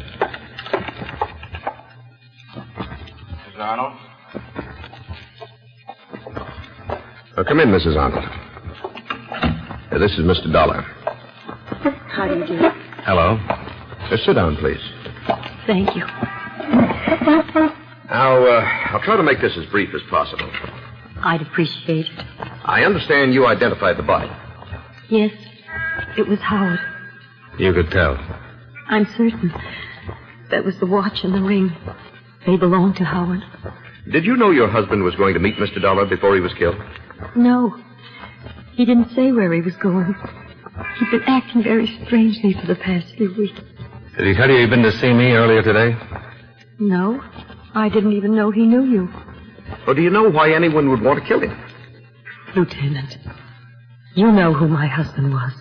What he did, the people he represented. See them. All right, Mrs. Arnold. I'll have someone take you home. Thank you, but I have my own car. Well, if you don't feel well... I'm all right. Nice meeting you, Mr. Dollar. Goodbye. Goodbye. Yeah, she's taking it pretty good. Uh-huh. You wanted to talk to George Castro. Yeah. Yes, Lieutenant. Send in George Castro. All right. I think we'll be able to hold Mr. Castro for a while this time. One thing really bothers me. What? Why didn't Fleet kill me? Just knock me out. Kill Arnold, run him off a cliff. Something really out of place in this one. Here's Castro, Lieutenant. Well, how are you, Lieutenant? Sit down, Castro. Are you going to introduce me? If it's important to you, the name is Dollar. Okay. Now, what's this all about? Howard Arnold was killed a couple of hours ago. Yeah? You don't say. Shot. Piled in his car and run off a cliff. Caused quite a fire. Oh, such a shame. Well, don't look at me. It's all right, Castro.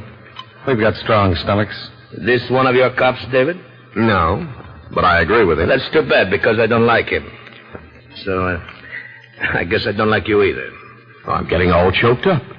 That might be arranged, too. Listen, Castro, you keep your mouth shut until I ask you a question. You may throw a lot of weight around this town, but you're on a diet when you're in this office. One of your boys killed Arnold. I doubt that. Marty Fleet, and I'll swear to it in court. Fleet, huh? No. Who pushed your face around, funny man? Fleet, on your orders. I don't even know you. You sent Fleet to find something that Arnold had given to me.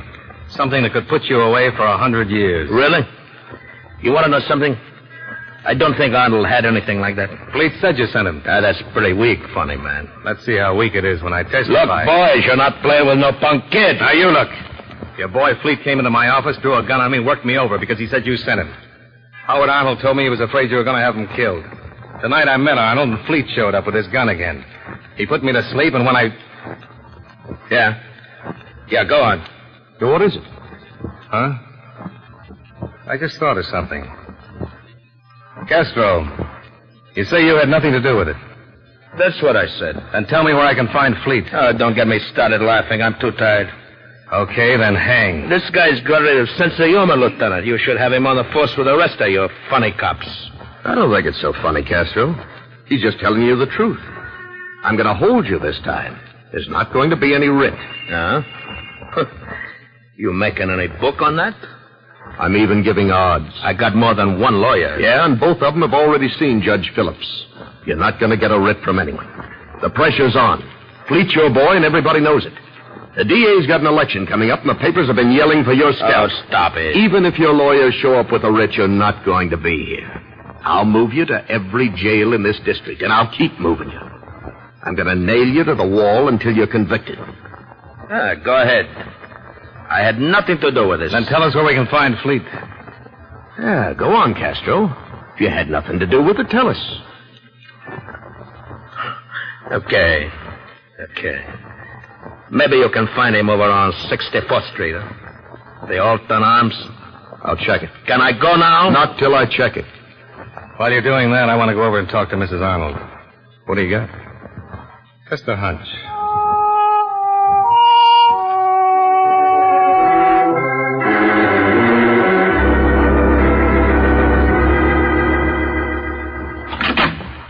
Yes? Oh, I'd like to talk to you, if I may, Mrs. Arnold. I really don't feel much like discussing anything, Mr. Dollar. This is pretty important. All right. Come in. Sorry I had to disturb you. So am I. But if it's important... Well, you want to get your husband's killer, don't you? Certainly. We can go in here. You know, this happened so suddenly, it's hard to really believe it. Now, Mr. Dollar, how can I help? Well, I'd like to know a few things about your husband. He provided for you, didn't he? Yes. But I don't see how that can be of any importance. Well, I just want to know a few things. Your husband made quite a bit of money, didn't he? Yes. You got along? You were happy? Very. You know, there's something awfully funny about this killing. What do you mean? Do you mind if I smoke? No. Please go right ahead. Thanks. Would you like one? No, thank you. What did you mean that there's something awfully funny about my husband's death? Well, a man named Fleet is supposed to have done it. Works for George Castro. My husband was always afraid of Castro. This Fleet came to my room at the hotel. Said he was working for Castro. Wanted some evidence your husband gave me in an envelope. Fleet knocked me unconscious, and then, for a professional hoodlum, did a remarkably poor job of searching. Why haven't the police picked him up? Well, they're looking for him, but I doubt if they find him. Why not? Why won't they find him? He met your husband and me out in the road. Knocked me unconscious again. Then when I awoke, it looked like he'd killed your husband and shoved the car over the cliff. Oh, please. Can't this wait until tomorrow? I think you can help me. But I don't know what you're getting at. Well, Fleet couldn't have followed me because he was already out there. And he couldn't have followed your husband because there wasn't enough time. Somebody told him where we were going to meet. He had time to get there, but not to follow us. Now, Fleet knew that I knew him, could identify him. Why didn't he kill me? I don't know.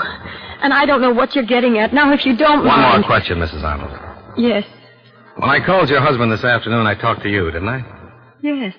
At the station, you said you didn't even know your husband knew me. That's right. But when I told you my name over the phone, you knew who I was. I did no such thing. Oh, I'm afraid you did. You said, "Oh, yes, Mr. Dollar," the first time I called. Well, that's not so unusual. My husband has a great many clients. It was just a matter of diplomacy. Mm-hmm. You know what I think, Mrs. Arnold? I'm really not interested in what you think, Mr. Dollar. I'd like you to leave. I think someone wanted me to identify Fleet as your husband's killer. I don't think Fleet killed your husband. Well, someone certainly did. I think someone else wanted the police to think George Castro was behind it.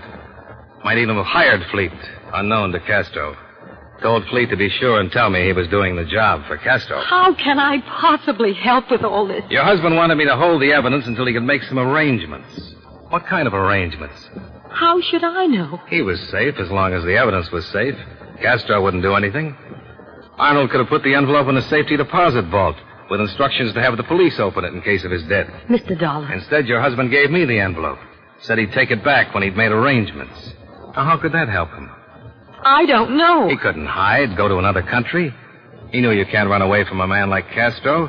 And if he ever had the evidence on him, Castro would kill him in a minute. All right. You've said what you had to say. No, not quite. You know what I think? I think the arrangements had already been made.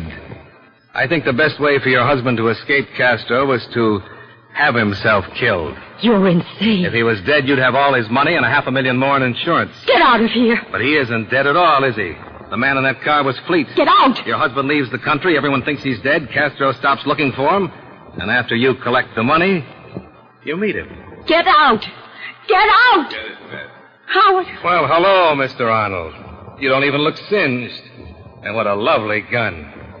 I didn't credit you with this much sense, Dollar. Howard, what are we going to do? We're going to do just as we planned, with one slight change. Your car's in front, isn't it, Dollar? Yeah? Get our car, Beth. You're going to follow us. Where? Get the car. Fleet was the body in the burning car? Yes. You hired him to throw the blame on Castro? Of course. You're really a pretty messy guy, Arnold. You won't have to worry about it long. The police know I came here. They're going to wonder who killed me. What's the matter with Castro? He's sitting in the lieutenant's office right now. He has so many efficient assassins. Let's go. Okay.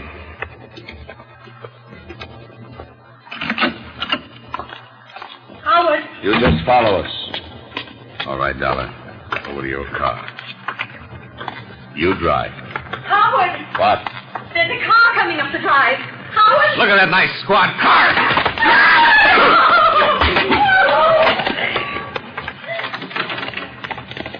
Dollar, what's going on? Oh, hi, Lieutenant.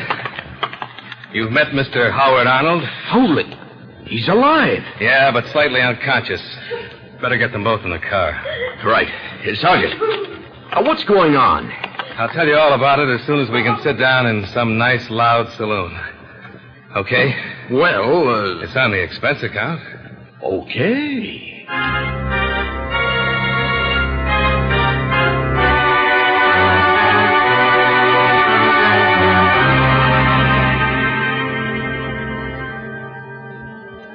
We picked up the not-so-honorable Mr. Howard Arnold and took him back to the station, along with his weeping wife.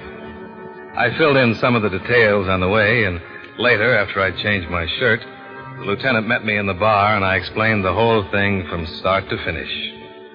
Between the start and the finish, I ran up expense account items 3 through 25, $27.75. Drinks and dinner for two. Expense account item 26, $49.18, car rental and hotel bill. Item 27, $21.43, train fare and incidentals back to Hartford. Expense account total, $123.66. Yours truly, Johnny Dollar.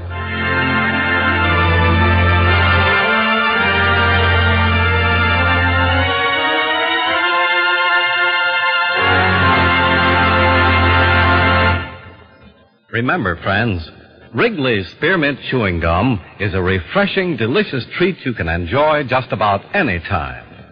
Chew a few sticks of Wrigley's Spearmint during the day and see how the good chewing helps keep you feeling fresh and alert. The lively, full-bodied flavor of Wrigley's Spearmint cools your mouth, freshens your taste, and sweetens your breath. The chewing itself gives you a nice little boost, helps you keep going at your best. Millions of people get real chewing enjoyment out of Wrigley's Spearmint Gum every day, and we know that you'll enjoy it, too. Get a few packages and always keep some handy. And remember, Halloween is coming, so be sure to have plenty of Wrigley's Spearmint Gum on hand for the youngsters who come calling for tricks or treats. That's Wrigley's Spearmint Chewing Gum. Healthful, refreshing, delicious.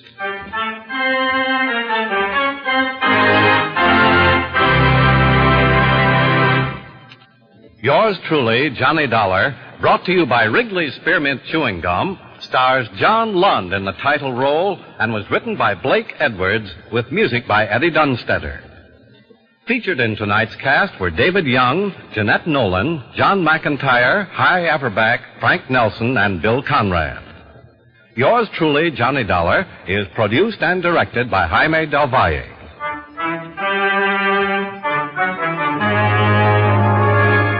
The makers of Wrigley's Spearmint Chewing Gum hope you enjoyed tonight's story of Johnny Dollar and that you're enjoying delicious Wrigley's Spearmint Gum every day.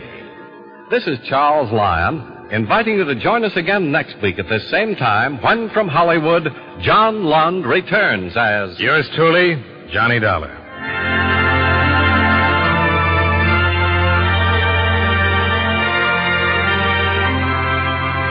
This is the CBS Radio Network.